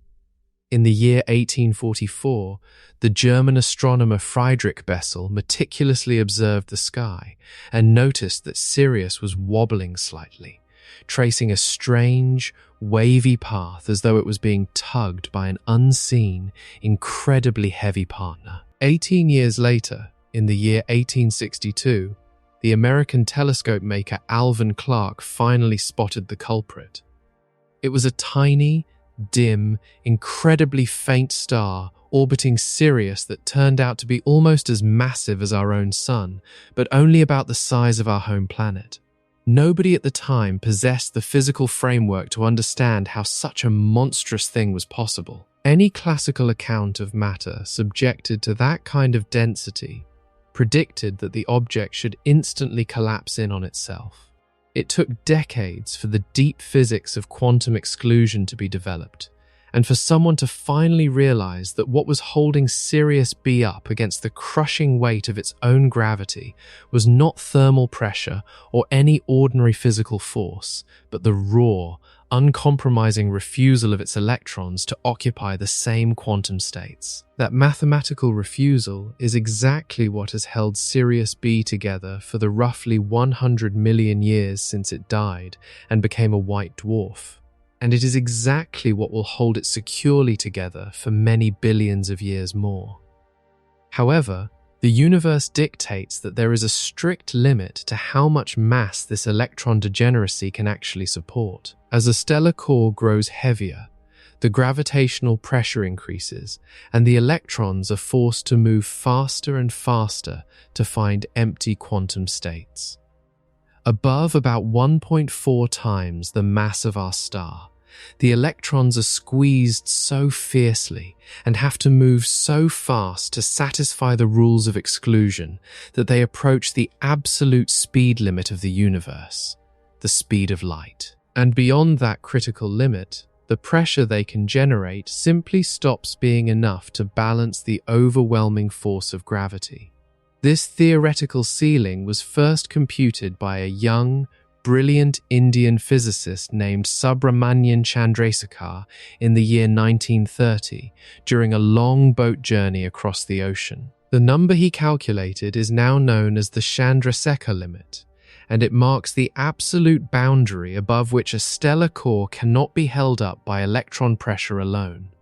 Above that limit, the gravitational collapse continues right past the white dwarf stage, tearing through the quantum defenses. The electrons and protons are violently forced together, crushing into one another and combining into neutrons, and the collapse is finally halted at a much smaller, infinitely more extreme radius by a new pressure called neutron degeneracy pressure.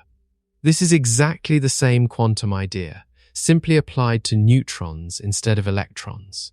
Neutrons are also fermions. Neutrons are also perfectly, flawlessly identical to each other.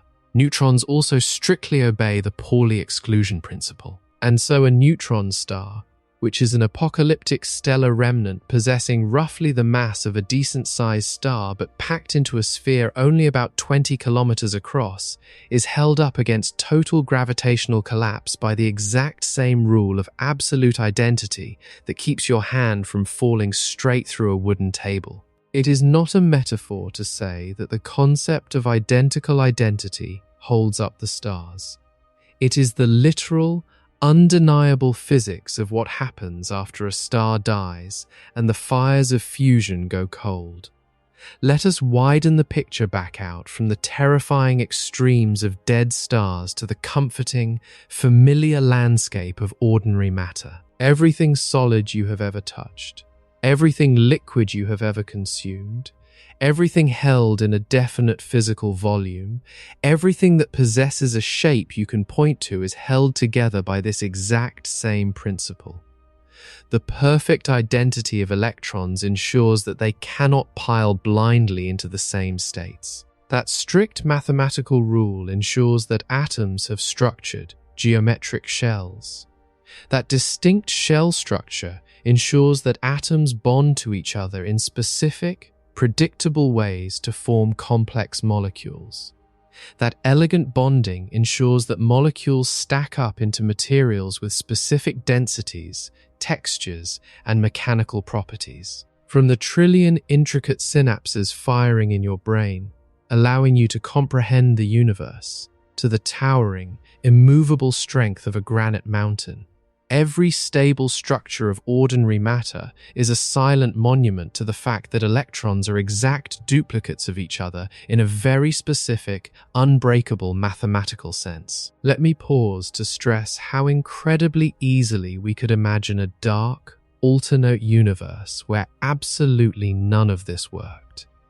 Suppose that electrons were only very, very similar to each other, not truly, flawlessly identical. Suppose that each electron carried some tiny, hidden label, a microscopic scratch or a secret serial number that made it just slightly different from every other electron in the void. If that were the case, then the simple exchange of two electrons would produce a physically distinguishable state. The quantum wave function would not need to be antisymmetric under a swap, and the exclusion principle would instantly evaporate like mist in the morning sun. Without that rule, every atom in existence would immediately collapse into a tiny, dense, ground-state ball of featureless charge. There would be no shell structure. There would be no periodic table of elements. There would be no chemical bonding. There would be no chemistry to speak of. There would be no complex molecules. There would be no biology, no breath, and no life. There would be no solid ground to walk on. There would be no white dwarfs glowing faintly in the deep cosmic night. Everything we recognize as ordinary, structured matter would simply fail to exist, and the entire universe would consist of nothing more than tiny, featureless bundles of negative charge sitting motionless around their positively charged nuclei, with absolutely nothing to build with and absolutely nothing to hold up against the crushing weight of gravity. We do not live in that dead, featureless void. We live in a universe where the rules of quantum identity reign supreme, weaving a reality of staggering complexity. Return now to the haunting image we opened this journey with. Take an ancient, weary electron forged in the blinding heat of the Big Bang nearly 14 billion years ago. Place it gently beside a newborn electron manufactured just yesterday in a pristine laboratory in Tokyo. Imagine looking at the two of them side by side, probing them with the most advanced instruments humanity will ever design. The picture we can now put on this image is completely, fundamentally different from the classical illusion we started with. These are not two tiny, separate marbles that happen to share the same mass and charge by some miraculous, impossible coincidence. They are not two products of some hidden cosmic factory that manages perfect, flawless quality control across billions of years of deep time and billions of light years of empty space. They are not two unique members of a biological species that simply happens to possess no natural variation. They are two temporary, localized excitations of the exact same underlying field. The invisible, omnipresent fabric that made the first excitation in the swirling, hot plasma at the very beginning of time is exactly the same. Unbroken field that made the second excitation in a cold, metallic beamline under a Japanese city just yesterday afternoon. The two ripples are utterly indistinguishable from one another because the pond is one pond. There is simply no physical way for the two of them to differ because the property that would allow them to differ. Whatever internal quality or hidden label would set one apart from the other is not something that individual excitations even possess. It is something that the underlying field possesses, and there is only one electron field stretching across the entirety of existence, and it only has one rigid, eternal set of properties. Everything ordinary in your life is one thing seen many times, and that is a truth worth sitting with for a moment in quiet reflection. The world of wooden tables, heavy stones, human hands, and burning stars looks like a world of endless, individual objects. It looks like a world of boundless variety, of deep differences, of things that are distantly related but definitely not the same. And it truly is that at the everyday, macroscopic level, no two human hands are perfectly alike. No two stones are perfectly alike. No two stars in the night sky are perfectly alike. The emergent variety of the cosmos is breathtaking and profoundly real. But when you dig down far enough, when you strip away the chemistry and the biology and peer into the absolute basement of reality, the variety dissolves, becoming nothing more than an incredibly complex arrangement of one underlying, unified material. Everything solid, everything material, everything you can put in your pocket, lean against in a moment of exhaustion, stand proudly upon, or fall helplessly into, is simply an intricate arrangement of localized ripples in a very small number of universal fields. And every single ripple in a given field is mathematically, physically, and absolutely identical to every other ripple in that exact same field. The terrifying, beautiful mystery of why every electron is exactly the same finally has a definitive answer. The answer is that they are all the exact same thing, expressed many, many times across the vastness of the void. And that same thing, expressed many times, is the entirety of what ordinary matter is made of. Underneath the chaotic, beautiful variety of the everyday world, there is a sameness so deep, so absolute, and so complete that it is the very thing that allows everything we know to exist at all. Good night, and see you in the next video.